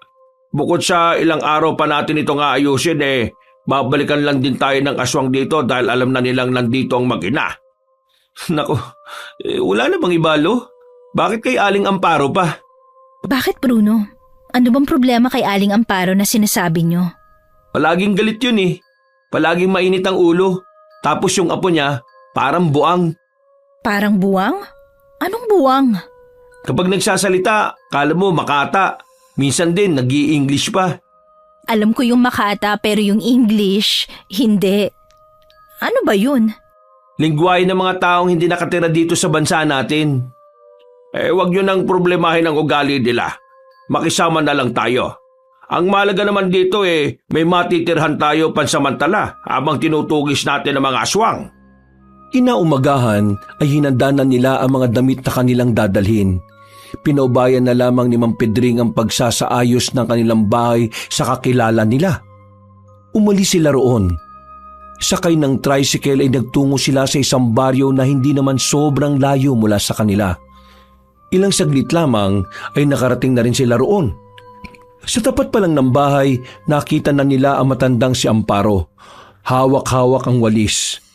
Napatingin sa kanila at dumako ang tingin nito kay Mang Pedring. Nakasalubong ang kilay. Amparo, naalala mo ba yung sinabi ko na darating ang araw na kakailanganin ko ang tulong mo? Paano ko naman makakalimutan yun Parang lagi ka namang humihingi ng tulong sa akin. Nandito kami dahil kailangan namin ng tulong mo. Bakit? Ano bang meron at bakit ang dami mong dala? Sino bang dalawang yan? Yang apo mo lang ang kilala ko Kung papapasukin mo kami sa loob, pwede ko namang maikwento sa'yo. Hindi nagsalita ang matandang babae. Tiningnan na muna nito ang mag-inang si Gemma at Celia mula ulo hanggang paa. Tila sinusuri na matanda ng maigi ang dalawa. Maya-maya lang din ay pinapasok na rin sila. Agad na inutusan ni Aling Amparong apo nitong si Martin. Pinaganda nito ang binata ng makakain at maiinom. Makakaharap na sila sa mahabang lamesa sa loob ng bahay. May kalakihan din kasi ang sala kaya kasyang-kasya sila. Hindi na nagpaligoy-ligoy pa si Mang Pedring. Sinabi na rin nito ang kanilang sitwasyon. Tahimik lang din namang nakikinig si Aling Amparo. Nang matapos ng makapagkwento ang matandang lalaki, bigla na lamang sumigaw si Aling Amparo na parabang meron nitong kaaway. Mga hampas lupa! Nagulat ang batang si Celia. Muntikan pa itong umiyak dahil sa lakas ng boses ng matandang babae. Si Mang Pedring naman at si Bruno ay napahawak na lamang sa kanilang dibdib. Amparo naman, bakit ka naman sumisigaw? Tignan mo, natakot ang bata sa'yo. Visit talaga ang mga aswang na yan. Namumuro na sa akin ng mga yan Bakit po? May kasalanan din po ba siya sa inyo? Wala naman. Gusto ko lang sabihin na namumuro sila. That's my Lola Amparo. Manahimik ka dyan. Umayos ang pagkakaupo ni Aling Amparo at matalimang tingin na ipinako sa babaeng si Gemma. Sabay tingin din sa bata na halos sumiksik na sa kilikili ng ina. Kung ganun mga engkantada pala kayo mag-ina. Hindi na nakapagtataka dahil napakaganda niyong dalawa. Pedring, itong dalawa ba alam mo na kung paano makakabalik sa kanila? Hindi po kami makakabalik sa amin dahil na rin sa nangyari sa mundo namin. Ikaw ba si Pedring? Hindi po. Amparo, ganun din ang sasabihin ko. Kung ganun wala tayong magagawa. Dito na muna kayo. Ano bang balak mo, Pedring? Ang naiisip ko linangin ang kapangyarihan ni Gemma. Ang bata, di ba engkantada rin ng isang yan? Hindi pa kinakaya na katawan niya kaya hindi pa pwede si Celia. Aling Amparo, narinig ko kay Lolo na may kaalaman ka sa kung papaano binubuhay ang mga natutulog na kapangyarihan. Kaya niyo rin bang gawin yun kay Gemma? Ginagawa ko lang talaga yon sa mga antingero, sa mga tao. Pero hindi ko pa nasusubukan sa mga nilalang na gaya ng babaeng ito. Pero dahil nandito na rin naman siya, pwede ko rin namang aralin. Manang, gagawin ko po ang lahat para sa kabutihan. Basta tulungan niyo lamang ako makontrol ang kapangyarihan na meron ako. Meron akong nalalaman na hindi ko sigurado kung pwede sa'yo. Kaya nga lang, sa ganitong paraan, Maaaring ang kapangyarihan na mabuhay sa iyo ay kapangyarihan ng katawan. Ibig sabihin, ang kalakasan ng katawan mo bilang isang engkantada. Ibig sabihin, magkakaroon siya ng kakaibang lakas? Hindi lakas, kundi bilis at talino. Pero huwag kayong maging kampante. Hindi ko pa sigurado kung gagana ito sa ibang nilalang bukod sa tao. Martin, iabot mo nga sa akin ang libro ko. May kailangan akong basahin. Okay, Lola. I will. Tumigil ka na nga sa kaka-English mo. Masusunod, matandang babae. Umalis ang binatang si Martin at sa pagbabalik nito ay may dala na itong lumang libro. Malapad at parang kasing laki ng magasin. Sinuot na matandang babae ang salamin nito at ilang minutong nagbasa ng libro. Maya-maya lang biglang hinampas ng matanda ang libro ng malakas. Nagulat na naman sila pero sa pagkakataong ito ay hindi na natakot ang batang si Selena. Pwede ba kung may sasabihin ka huwag ka nang manggogolat? Pwede na nating simulan ng pagsasabuhay ng kapangyarihan mo bukas ng gabi, Iha. Gagawin ko ang makakaya ko para mapakinabangan natin ang pagiging engkantada mo. Pedring, kailangan nating maganda sa paparating na kaguluhan. Malapit na nating makaharap ang pinuno ng mga aswang. Si Abong Lako. Abong Lako? Anong klaseng pangalan yan? Nakakatawa ang pangalan niya pero kapag siya ang dumali, nakakatakot. Sinasabing itong si Abong Lako ang may kakayahang makapagritual sa Panginoon ng mga aswang. Ang tanging kailangan lang nila ay alay. At mukhang itong mag-ina nga ang kasagutan sa problema nila. Pero dahil nandito naman na itong dalawang ito, hindi natin hahayaang mangyari ang bagay na yon. Yan ang gusto ko sa iyo, Amparo Talagang maagas ka. Kung hindi lamang ako naawa sa bata hindi ko ito gagawin. Isa pa, ang babaeng ito ang pag-asa natin. Hindi natin kakayanin si Abong Lako. Dahil katulad ng mga engkantada, malakas din ang pinuno ng mga aswang. Matanong ko lang po, saan niyo po pala nakuha ang mga impormasyon na yan? Bakit? Nagdududa ka ba sa sinasabi ko? Hindi naman po, pero kailangan lang po natin makasiguro. Ang mga impormasyon ninyong narinig nasagap lahat ng aking lola mula sa isang lehitimong mang-iimbestiga na kapwa albularyo. Ang nasabing albularyo kasama ng grupo ng mga albularyo na una nang nakasagupan ng mga aswang sa norte. Kaya't ang mga detalye nakatitiyak na totoo at walang halong kasinungalingan. Salamat naman at nagkaroon ka rin ng selbe. Dahil maayos naman na ang usapan, ihanda mo ng sarili mo bukas, Gemma. Tumungo na lamang ang babaeng si Gemma, pero sa kaloob-looban nito ay naghahari ang kaba. Hindi niya kasi alam kung kakayanin niya ba ang responsibilidad sa oras na mabuhay na ng tuluyan ng kanyang kakayahan. Pero kahit na ganoon, alam ni Gemma na buong-buo ang desisyon niya. Lumipas ang ilang oras. Sumapit na rin ang kinagabihan. Sa halos kalahating araw na pananatili nila roon, masasabi ni Gemma na kahit papaano maayos din namang nakisama ang matandang si Amparo. Sadyang maingay at palasigaw lang talaga. Pero nararamdaman niya ang kabaitan nito sa kanilang mag-ina. Mama, bakit po si Aling Amparo laging sumisigaw? Kasi anak, ganun talaga ang ugali niya. Nakasigaw palagi. Pero hindi naman ibig sabihin na masungit siya o masama siyang tao. Intindihin mo na lang, ganun daw talaga ang tao kapag tumatanda na. Ganun po pala yun. Oo anak, kaya ikaw, matulog ka na sa kwarto na sinasabi ni Kuya Bruno mo. Dito ako sa labas magpapahangin lang ako. Pero mama, natatakot po ako Baka bumalik na naman po ang aswang. Hindi mo kailangan matakot anak, lalo na ngayon. Nadagdagan tayo ng bagong kakampi. Inaplos na lamang ng babae ang ulo ng kanyang anak. Ngumiti na lamang din ang bata at saka naglakad na rin patungo sa silid. Umupo na muna ang babaeng si Gemma sa gilid ng bahay. Dumating si Bruno at tumabito sa kanya. Umusog naman ng bahagya si Gemma. Bruno, maraming salamat Salamat saan? Sa lahat ng kabaitan nyo. Kung hindi nyo kami tinulungan nung gabing malakas ang ulan, baka ngayon wala na kami. Nakapagpasalamat ka na noon pa. Di mo na kailangan pang ulitin. Sadyang masaya lang ako kasi hindi ko inakala na magagawa nyo kaming tanggapin kahit na hindi naman kami tao ng anak ko.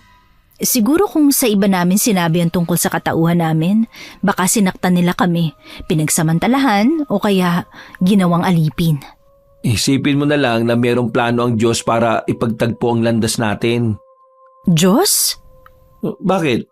Wala ba kayong Diyos sa biringan? Wala. Ang meron kami, mga hari. Sila ang naglalaban para sa kapangyarihan. Walang Diyos na kinikilala. Dito sa mundo ng mga tao, meron kaming Diyos na kinikilala. Ang Diyos ang lumikha ng lahat. Lahat ng nakikita mo sa mundo, siya ang may gawa. Siya rin ang gumagabay sa mga tao. Siya rin ang kasama natin sa pakikipaglaban natin sa kasamaan. Nakakatuwa pala talaga maging tao dito. Meron kayong kinatatakutan. Sa amin wala eh. Kaya kahit na sino, maaaring manakit. Kahit na sino, maaaring pumaslang. Huwag ka mag-alala. Habang nandito kayo sa mundo namin mga tao, ipaparanas namin sa inyo kung papaano ang normal na buhay. Maliban na lang ngayon na may problema pa tayo sa aswang ha. Natawa na lamang sila pareho. Magsasalita pa sana si Gemma nang bigla namang dumating ang binatang si Martin. Napakamot na lamang sa ulo si Bruno. Magandang gabi, Binibini. Maaari ko bang malaman ang maganda mong pangalan na siyang umaakma sa iyong kagandahang muka? Gemma na lang ang itawag mo sa akin. Iyon ang naging pangalan ko mula nung manirahan kami rito sa mundo nyo. Gemma, kay gandang pangalan. Ang pangalan ko nga pala ay Martin. Nagmula ang aking pangalan sa isang... May sasabihin ka bang mahalaga? Kasi matutulog na si Gemma eh. Huwag mo nang abalahin. Maaari ko bang malaman kung ano ang iyong ugnayan sa binibining ito? Oo, kalma lang. Para naman tong sumbong kita sa lola ko. Bigwasan kita dyan eh. Kala mo nakakalimutan ko na yung ginawa mo sa akin nung nakaraan ha. Hindi tayo close ha. Pero pinagmukha mo kung hindi nakakaintindi ng English sa harapan ng mga babae. Isang buwan na ang nakalipas ha. Di pa rin ba nakaka-move on? Move onin mo mukha mo. Sige na Gemma, pumasok ka na sa loob. Kapag ginulo ka pa ng mokong na ito, isumbong mo kay Aling Amparo ha. Pasensya ka na Martin ha, pero kailangan ko na kasing magpahinga.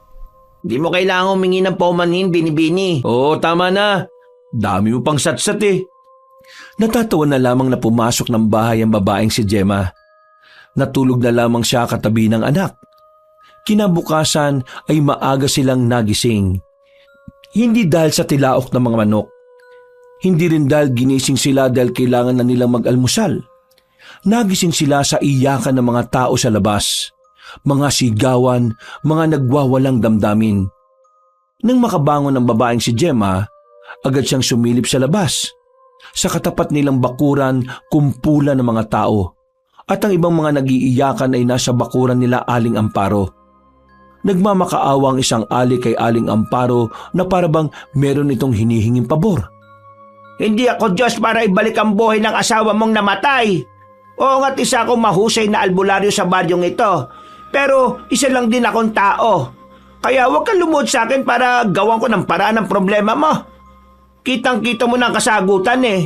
Hindi na mabubuhay ang asawa mo kahit na umiyak ka pa ng dugo. Lola, magdaan-daan ka naman sa sinasabi mo. Namatayan yung tao eh. Wow tumino ka rin magsalita ah. Magdahan-dahan? Anong gusto mong sabihin ko sa umiiyak na ito? Na may pag-asa pang mabuhay ang asawa niya kahit lasog-lasog na ang katawan? Na pwede pang bumangon ang asawa niya kahit na hindi na ito gumagalaw at tumihinga? Ang problema sa mga tao rito, inaasa niyong lahat ng bagay sa kagaya kung kagaya niyo rin namang tao.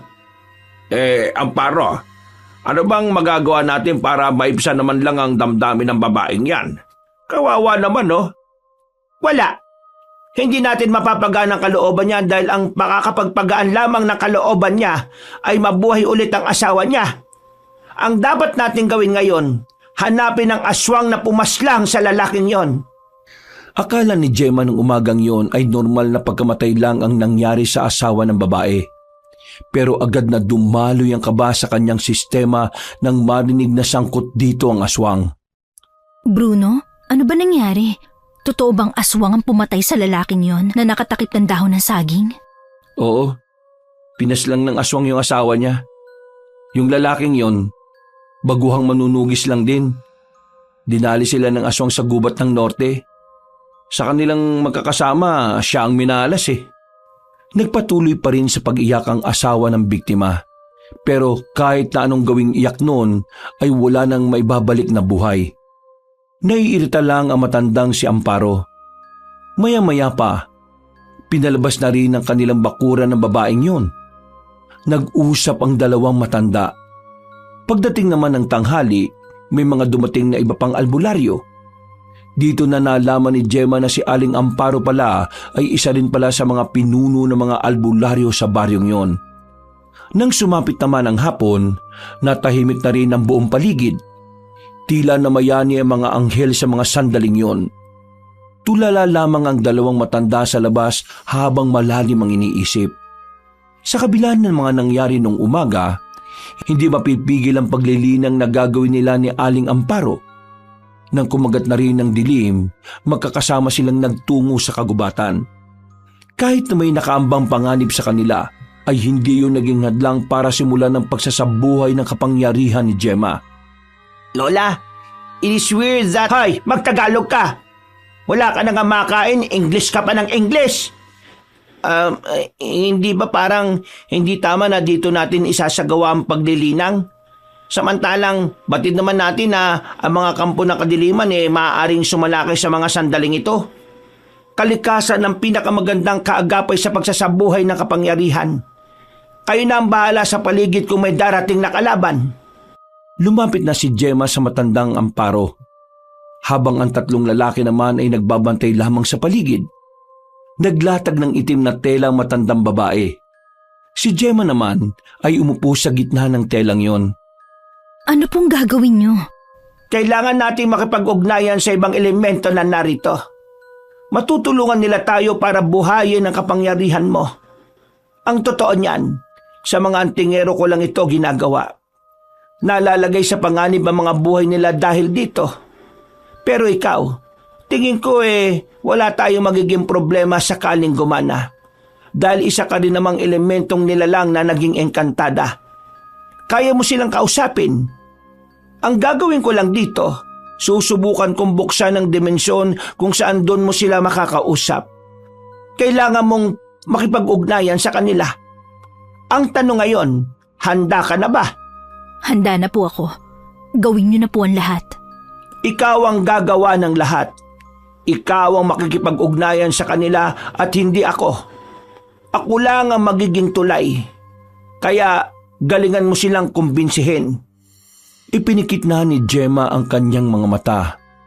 Naramdaman na lamang ng babae ang kamay ni Aling Amparo na nasa ulo niya. Narinig na lamang niya na nagsasalita na ito ng kung ano-ano. Mga salitang hindi niya naman maintindihan. Halos kalahating oras din yung ginawa ng matandang babae. Iba't ibang ritual na ang ginagawa nito. Dumudugo na rin ang ilong ni Aling Amparo. Pero hindi pa rin ito tumitigil. Hanggang sa bigla na lamang narinig ni Gemma ang mga kakaibang boses na hindi niya alam kung saan nagmumula. Nararamdaman ko na sila, Iha. Kausapin mo ang mga kapwa mo elemento. Patunayan mo sa kanila na karapat-dapat kang makagamit ng kapangyarihan. Sinimulan ni Gemma ang pakikipag-ugnayan sa kalikasan at sa mga elementong naririnig niya. Habang nangyayari yon, nanonood lang sila Bruno. Nag-aalala pa rin ang binata nang makitang may tumutulo na ring dugo mula sa ilong ng babae. Pero hindi sila maaaring makialam. Walang dapat umistorbo sa ginagawa ni Aling Amparo at Gemma. Maya-maya pa, napahiga ang babaeng si Gemma sa lupa. Nagtatakang nilapitan yon nila Bruno. Habang si Aling Amparo naman, tila naniga sa kinatatayuan. Nanlalaki ang mga mata nito at hindi makapaniwala. Amparo, ano problema? Bakit nawalan siya ng malay? Natapos na ba ang pakikipag-usap niya sa mga elemento at sa kalikasan? Hindi natapos. wala pa sa kalahati. Meron kasing humadlang. Sinong umadlang? Nandito na siya, si Abong Lako. Napalingon sila sa likod. Nang tutukan nila yun ng ilaw, nakita nila ang isang matandang nakasandal sa katawan ng malaking puno. Ang suot nito ay parang kagaya ng suot ng mga praile noong unang panahon ng Kastila. Seryoso lamang itong nakatingin sa kanila. Iandad niyo ang sarili ninyo. Kakaiba ang lakas niya. May kapangyarihan din siya. Hindi natin siya kakayanin. Hindi tayo pwedeng umatras. Wala ka bang brain? Hindi natin siya kaya, no? Mamamatay lang din tayo. Mas maganda ng mamatay ng lumalaban kaysa mamatay habang tumatakbo palayo para tumakas. Kayo ba ang nararamdaman kong nagre-ritual? Sa tanong pa lang na yun ng matandang aswang, nagtitindigan na ang kanilang mga balahibo. Sobrang lakas na presensya ang nararamdaman nila. Kahit na si Mang Pedring na matagal nang humaharap sa mga aswang, ngayon lang naranasan na may makakaharap na katulad ni Abong Lako, na kahit wala pang ginagawa, ay nagiging dahilan ng kanilang pagkanerbiyos. Tinatanong ko kayo ba ang nararamdaman kong magre-ritual? Kami nga. Ano ngayon? Kilala niyo ba kung sino ako? Kasi ako, kilala ko kayo. Lalo na ang walang malay na babae na yan. Pero, nasa na ang kanyang anak? Hindi kumpleto ang pakay ko kung wala naman ang isa. Kung ano man ang binabalak mo na masama, hindi namin hahayaan na magtagumpay ka. Wala naman akong binabalak na masama. Magiging masama lamang naman ang gagawin ko kung hindi kayo makikisama sa gusto kong mangyari. Ano kailangan mo? Halata naman siguro. At alam niyo naman siguro kung ano ang mga gusto kong gawin kaya gusto kong kunin ang engkantadang yan at ang anak niya. Kailangan pa ba natin magdiskusyon? O ibibigay niyo na lang sa akin ang babaeng yan para wala nang mapahamak pa? Lola, ibigay na lang natin siya. Kaysa naman mamatay tayo. Kalalaki mong tao, wala kang bayag. Dawag! Hindi natin ibibigay ang babaeng yan. Dahil kapag nangyari ang gusto nila, katapusan na ng sangkatauhan sa probinsyang ito. Mukhang walang patutunguhan ng negosasyon na ito Hindi naman yata kayo makikisa sa magandang usapan na gusto ko matapos. Kung ganoon, wala tayong magagawa. Idadaan natin to sa karahasan. Pumorma na ng paghahanda sila Bruno, habang si Gemma naman ay walang kamalay-malay sa mangyayari. Noong mga sandaling yon, alam ng dalawang matanda na kung sila ang lalaban kay Abong Lako ay hindi sila uubra doon. Marahil makakatagal sila, pero malit lamang ang tsansa na mananalo sila. Lalo pat ramdam nilang may kakayahan ding makagamit ng itim na kapangyarihan ang kanilang kalaban. Pero wala naman silang ibang magagawa. Kailangan nilang lumaban, kahit na alam nilang alanganin. Hindi nila ibibigay ng basta-basta ang babaeng si Gemma. Matagal-tagal na rin mula nang huli akong may pinaslang. Hindi naman siguro magiging masama kung pagsasabay-sabayin ko na kayo. At hindi rin naman siguro masama kung sabay-sabay kaming papaslang saya. Naunang tumakbo ang matandang si Pedring. Hinugot na nito ang itak sa tagiliran. Sinubukan nitong tagain ng aswang na si Abong Lako. Pero sa kasamaang palad, nahawakan lamang ng aswang ang itak niya. Parang hindi man lang ito nasasaktan sa talim ng itak. Agad na sinakal ni Abong Lako si Mang Pedring. Mabilis din namang rumisponde sa albularyo ang lalaking si Bruno. Dali-daling lumusob si Bruno pero sa kasamaang palad, nakailag lang ito sa kanya at agad na dumistansya. Lo, ayos ka lang ba? Ayos lang ako. Kailangan natin mag-ingat sa kanya. Mukhang hindi niya pa tayo sineseryoso pero malinaw na hindi tayo uubra. Bibigyan ko kayo ng isang pagkakataon para makapagdesisyon.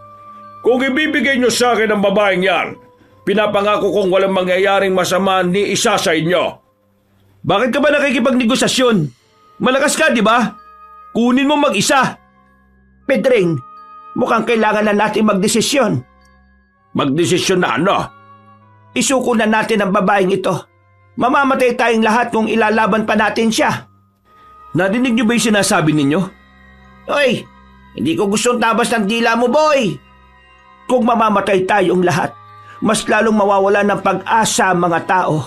Kaya, At kapag nabuhay na nila ang Panginoon nila, tingin nyo may pag-asa tayong manalo?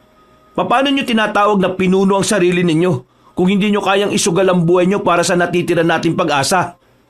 Uy, maalang ka nga. Di mo kilala ang pinagsasalitaan mo, manahimik ka. Wala kang ambag dito kundi bunganga. Mukhang hindi yata papayag ang isa sa inyo Paano ba ito? Lo, wag mong sabihin na pati ikaw, papayag na ibigay si Gemma sa kanya. Apo, wala tayong laban sa kanya. Kahit na ano mangyari ngayon makukuha at makukuha niya si Gemma. Kaya yun na nga ang punto ko. Kahit anong mangyari, makukuha niya si Gemma. Kaya bakit hindi na lang tayo lumaban?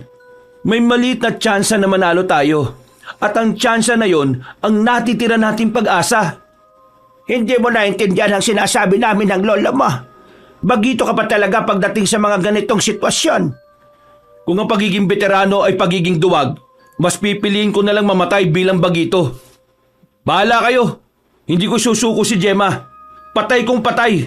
Wala akong pakialam. Kung ganon, lumapit ka, iho. Para matapos na ang negosasyon natin. Kailangan mo munang mawala. Hindi nagdalawang isip ang binatang si Bruno. Hawak pa rin ang itak na tanging sandata nito. Nang makalapit na siya, walang kalam-alam si Bruno na meron na rin palang binabalak ang dalawang matanda. Hindi ako natatakot sa iyo! Lumusob si Bruno kay Abong Lako. Kasabay nito, merong ipinukul na patalim ang dalawang matanda. Ang patalim na yon ay kasing laki lang ng malaking pako at gawa ito sa pilak. Dahil sa bilis ng pangyayari, hindi yun inaasahan ng aswang. Tumama ang dalawang patalim na yon sa leeg nito. Agad na dumistansya ang aswang na si Abong Lako. Tumuntong ito sa itaas ng puno. Takbo na, Bruno! Sinunod na lamang ng binata ang sinabi ng matandang lalaki. Si Martin naman ay agad na ring binuhat ang babaeng si Gemma. Sinamantala nila ang pagkakataon na pansamantalang naging paralisado ang kalahating katawan ni Abong Lako. Nagmamadali silang makaalis ng kagubatan at dahil hindi sila pwedeng bumalik ng baryo sa takot na baka madamay ang mga tao, naghanap na lamang sila ng ibang lugar na kanilang mapagtataguan. Isang abandonadong sementeryo ang kanilang narating. Merong maliit na simbahan at doon sila pumasok. Mukhang natakasan na natin siya. Hindi tayo pwedeng makampante. Malakas ang pakiramdam ng isang yon. Ipahid niyo ang langis na ito sa katawan niyo para hindi niya tayo maamoy.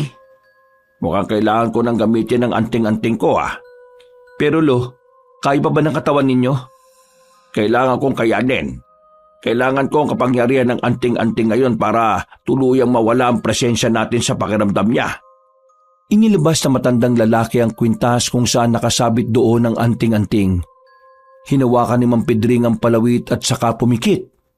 Biglang nagkaroon ng kaunting liwanag ang madilim na simbahan na yon. Maya-maya lamang, naramdaman na rin nila ang kagaanan ng kanilang kalooban. Anong nangyayari sa pakiramdam ko? Gumagana na ang anting-anting. Hindi na tayo mararamdaman ni Abong Lako. Huwag na lang tayong gagawa ng kahit na anong ingay, Bumuntong hininga si Bruno. Nasa bisig niya si Gemma sa mga sandaling yon matapos itong agawin kay Martin. Makalipas ang halos 5 minuto, naririnig na nila ang kaluskos sa paligid. Mga paa na tumatapak sa mga tuyong dahon. Ginawa nila ang lahat ng kanilang makakaya, wag lang sila makagawa ng ingay na maaring maging mitya ng kanilang buhay. Maya-maya lang ay nakita na rin nilang umalis na si Abong Lako. Para silang nabunutan ng tinik sa lalamunan. Buong akala kasi nila ay tuluyan na silang papanaw sa gabing yon. Pasensya na sa mga nasabi ko kanina. Gusto ko lang talagang protektahan si Gemma Anong akala mo sa amin ng lola mo? Duwag? Kanina pa kami senyas ng senyas na sumakay ka na lang. Pero hindi ka rin talaga makatunog Kakaiba ang utak meron ka. Buti na lang, gumana pa rin ang plano namin ni Pedring. Ibig sabihin, hindi nyo talaga balak na isuko si Gemma? Isa ka pang inutil ka Bruno, Apo. Wala kaming balak ni Amparo na sumuko. Matatanda na kami. Wala na kaming takot mamatay. Kung kinakailangan na magbuwis ng buhay para sa tungkulin, gagawin namin yon. Kaya sa susunod naman, tingin-tingin ka rin sa senyas. Masyado kang emosyonal Oo na, kaya nga humihingi na nga ako ng paumanhin sa inyo Ay sige, tama na yan. Ang isipin na lang natin ay kung papaano ang susunod nating gagawin. Hindi na namin may tutuloy ang ginawa namin ng babaeng ito. Napakadelikado. Ano mang magawa nating ritual, nararamdaman ng lokong yon. Dumito na muna tayo. Hindi tayo pwedeng lumabas dito. Dito lang gumagana ang kapangyarihan ng anting-anting. Lo, paano si Celia? Hindi tayo makakasiguro na nasa maayos lang siyang kalagayan. Hindi natin alam kung kaya siyang protektahan nila Aling Irma. Kailangan ko siyang kunin doon. Masyadong delikado ang naiisip mo, Bruno. Kapag umalis ka ng simbahan na ito, malaki ang tsansa na maramdaman ka niya. At kapag naramdaman ka ni Abong Lako, alam mo na kung ano ang kasunod nun. Tandaan mo, hindi siya pangkaraniwang aswang. May kapangyarihan din siyang ginagamit. Habang ikaw, pangkaraniwang tao ka lang, di wala kang ang anting-anting. Bruno, tama si Amparo. Mapapahama ka lang. Bakit hindi na lang tayo magtiwala kina Irma? Magagaling din naman silang albularyo. Madiskarte sila. Mapoprotektahan nila ang bata. Huminga na lamang na malalim si Bruno ng mga sandaling yon. Pinilit na lamang nitong ikalma ang kanyang sarili. Dahil hindi naman sila maaaring umalis, sinubukan na lamang nilang magpahinga. Dahil sa pagod at sakit ng katawan, agad-agad din naman silang nakatulog. 7:00 na ng umaga nang magising sila. Nagtataka sila nang makitang wala na si Gemma. Lo, gising! Gumising kayo! Si Gemma nawawala! Naalarma sila noong umagang yon. Wala sa loob ng lumang simbahan ng babae, kaya agad silang lumabas. Kampante silang hindi na sila mararamdaman ni Abong Lako dahil iniisip nilang wala na yun sa kagubatan. Hinahanap nila ang babaeng si Gemma. Naglalakad-lakad sila hanggang sa makarating na nga sila sa isang ilog. Sa malaking bato, natanaw nilang nakaupo roon si Gemma. Agad naman nila itong nilapitan. Gemma, ano ka ba naman? Nag-alala kami sa'yo. Akala naman namin kung ano na nangyari sa'yo. Hindi sumagot sa kanila ang babae. Nakapikit lamang ito. Sumenya sa kanila si Mang Pedring. Marahan silang lumayo roon. Huwag na natin siyang guluhin. Ano bang ginagawa niya? Amparo, mukhang nagawa ninyo. Sinusubukan niyang damhin ang kapangyarihan niya. Nakaramdam sila ng malakas na hangin. Napansin din nila na parang tumigil ang agos ng tubig sa ilog. Sa puntong ito, ramdam na nila ang malaking pagbabago ng dalaga. Maya-maya, humarap na sa kanila si Gemma. Kulay asul na ang mga mata nito. Sa kilos pa lang ng babae, masasabi na agad nilang kayang-kaya nitong harapin ang aswang na si Abong Lako. Gemma, ikaw pa ba yan? Oo, ako pa rin to. Sa wakas, magagamit ko na ang kapangyarihan kong taglay. Mabuti naman at nagtagumpay ka, Iha. Ngayon, nasa kamay mo na ang kapalaran ng maraming buhay. At pati na rin ang buhay niyong mag-ina. Gagawin ko po ang lahat para sa kapayapaan. Pero bago yun, gusto ko po muna sanang makita ang anak ko. Umuwi na muna tayo. Ngayong kasama natin si Gemma na may kakaibang tinataglay na lakas nakakasiguro akong hindi maglalakas ng loob si Abong Lako na makalapit sa atin. Nakabalik sila ng baryo. Sandaling kinausap ni Gemma ang anak niyang si Celia. Pinaliwanag niya ang sitwasyon. Kahit na papaano ay naintindihan naman siya nito. Mabilis na lumipas sa mga oras. Sumapit na rin ang kinagabihan. Nakabuo na sila ng plano. Nagtungo sila sa kuta ng mga albularyo na malapit lang din sa kagubatan. Patid kasi ni Mang Pedring na maaaring sumalakay ang mga aswang doon bilang parte ng ginagawang hakbang ng kanilang mga kalaban. Palalabasin nilang hindi pa rin nagkakamalay si Gemma. Nang sa ganoon, hindi na sila mahirapang hanapin pa si Abong Lako. Tahimik na sa kampo ng mga albularyo ng mga sandaling yon. Pero lahat ng naroon ay nakahanda na para sa pagdating ng mga aswang. Si Gemma nasa loob lang ng isang silid. Nakahiga siya sa papag. Hindi siya maaaring gumalaw hanggat wala pa sa paligid niya ang matandang si Abong Lako. Lalabas na kami, Gemma. Ikaw nang bahala rito, ha? Aabangan namin ang mga aswang. Mag-iingat kayo. Humiga na ulit ang babae. Lumabas na rin sila Mang Pedring at nagtungo sa iba pa nilang kasamahan. Habang nakapikit, nakikiramdam lamang si Gemma. Kahit nasa malayo, dahil sa kapangyarihan niya bilang engkantada ay nararamdaman niya ang presensya ng mga nilalang. Lalong-lalo na ang nangingibabaw na presensya ni Abong Lako. Hindi nagtagal, tumunog na rin ang malaking bell sa kampo. Isang hudyat na ang labanan ay magsisimula na rin. Kagaya ng napag-usapan, hindi gumagalaw si Gemma. Hanggang sa maramdaman na nga niyang pumasok na sa silid na yon si Abong Lako. Tingnan mo nga naman. Habang nagkakagulo ang mga inutil sa labas, malaya ko makukuha ang kailangan ko. Pero wala pa rin yung anak. Hayaan ko na yon. Ang malaga, ito, mas malakas ang... Sinaksak agad ni Gemma ang matandang lalaki sa dibdib. Hindi pa nakontento si Gemma. Sinakal niya yon at saka binalibag palabas ng bahay. Pinagana niya kagad ang kanyang kapangyarihan, na kung saan ay tripling kalakasan ng kanyang nararamdaman.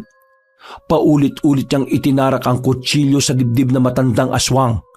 Pero nabigo siyang mapatay yun. Sa dami kasing tinamong saksak ng matanda, nagawa pa rin itong makabangon. Tumalon-talon na matandang lalaki palayo sa baryo. Sinundan naman ito agad ni Gemma hanggang sa silang dalawa na lamang ang magkaharap. Magaling ang ginawa niyong plano. Pero hindi ako namamatay sa simpleng saksak lang. Kaya pasensya ka na. Hindi mo makukuha agad ang tagumpay. Ha? Tapusin na natin to, aswang! Unang umatake ang babae. Nakailag naman ang matandang aswang. Nakapagbago na rin ito ng anyo. Nagliliwanag ang mga mata nito. Nagkaroon din ito ng buntot na merong patalim sa dulo. Itsurang demonyo na si Abong Lako. Pero kahit na ganoon, walang nararamdamang kahit na kaunting takot ang babaeng si Gemma. Nagsimula ang laban. Gumamit na rin ang kapangyarihan ng pinuno ng mga aswang. Bigla na lamang hindi maigalaw ni Gemma ang kaliwang binti niya. Parang nawalan ng lakas. Dahil dito, nahirapan siyang gumalaw. Pagtingin niya sa gilid, nakaabang ang kalmot ni Abong Lako. Nasulo niya yon kaya tinamaan siya sa tagiliran. Agad na umagos ang dugo. Pero hindi yun ininda ni Gemma. Pinagpatuloy niya ang pakikipaglaban at sadyang mapanlinlang ang kanyang kalaban. Dahil sa mga sumunod na sandali, ginamitan naman siya nito ng ilusyon. Nasaan ako? Nandito ka sa mundo ko. Hindi. Isa lang tong ilusyon. Ilusyon na hindi mo kayang takasan, iha. Pero huwag ka mag-alala. Hindi naman kita papaslangin dito. May iwan lang ang isipan mo rito. Habang sa realidad, unti-unti na kitang inaalay sa aming Panginoon. Anong akala mo sa isang engkantadang kagaya ko? Mahinang nilalang? Masyado mo yata akong minamaliit. Hindi porke babae at engkanto lang ang lahing pinagmulan ko, magiging kampante ka ng kaya mong gawin ang lahat sa akin. Nagkakamali ka. Kahit na anong sabihin mo, wala ka na magagawa.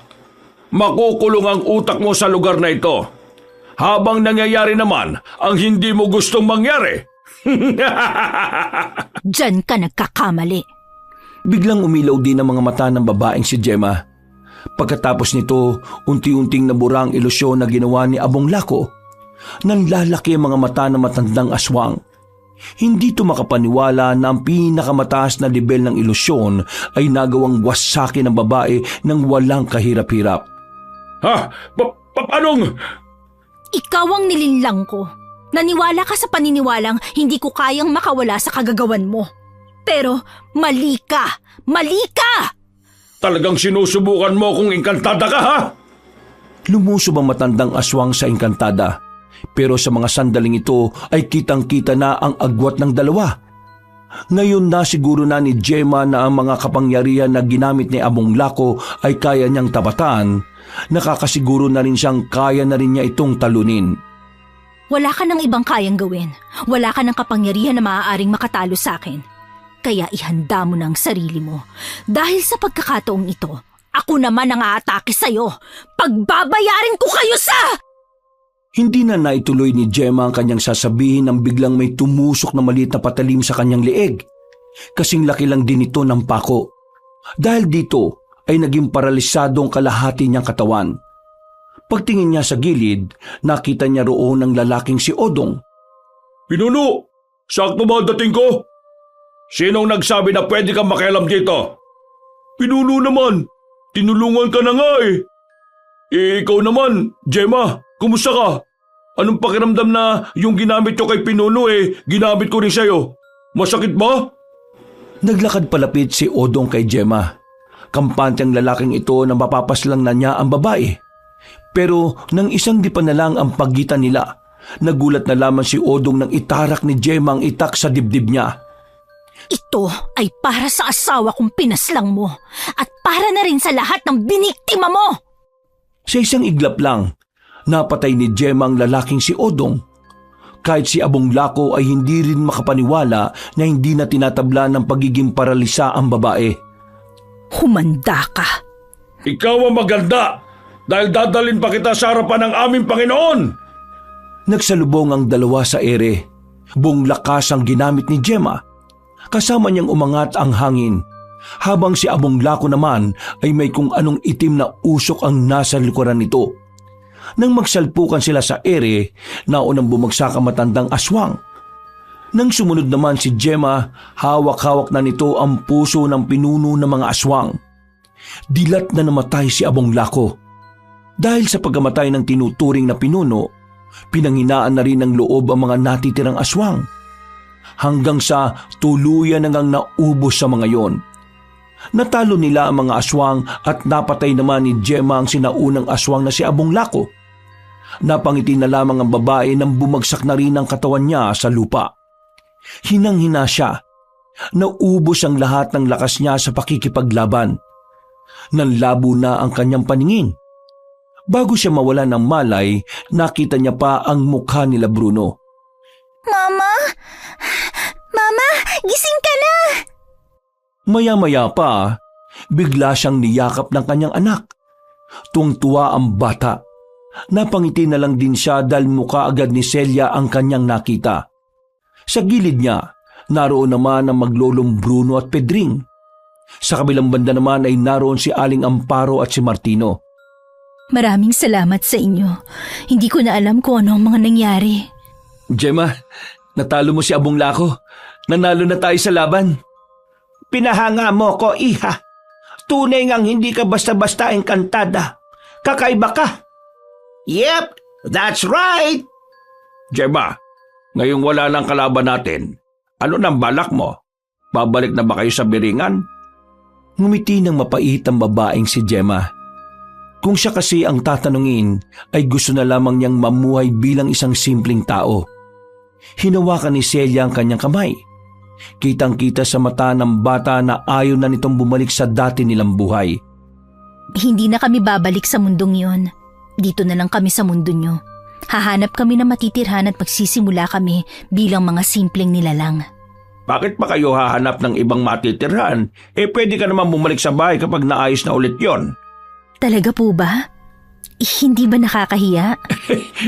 Pwede ka ron. Maninibago kami kapag nawala ka. Lalong-lalo na itong si Bruno. Hindi niya kayang mawala ka. Lo, ano ba pinagsasabi mo? Nako, torpe. Kung ako yan, manahimik ka. Bumabanat ka na naman dyan eh. Nagtawanan na lamang sila sa mga oras na yon. Na makabalik na rin ang lakas ng babae, kinahapunan ay sabay-sabay na rin nilang pinagsaluhan ng inihanda nilang pagkain. Mula noon, naging parte na ng pamilya si Gemma at Celia. Kahit na hindi sila mga tao, itinuring silang normal ng maglolo. Kalaunan, nagkamabutihan si Gemma at Bruno. Hindi nagtagal, tuluyan na ngang naging magkasintahan ng dalawa. Sa pagpasok niya sa bagong kabanata ng kanilang buhay, masayang haharapin niyo ni Gemma. Dahil kasama niya sa paglalakbay ang mga taong nagparamdam sa kanila na maaari pa rin silang mamuhay na gaya ng isang normal na tao. Wakas.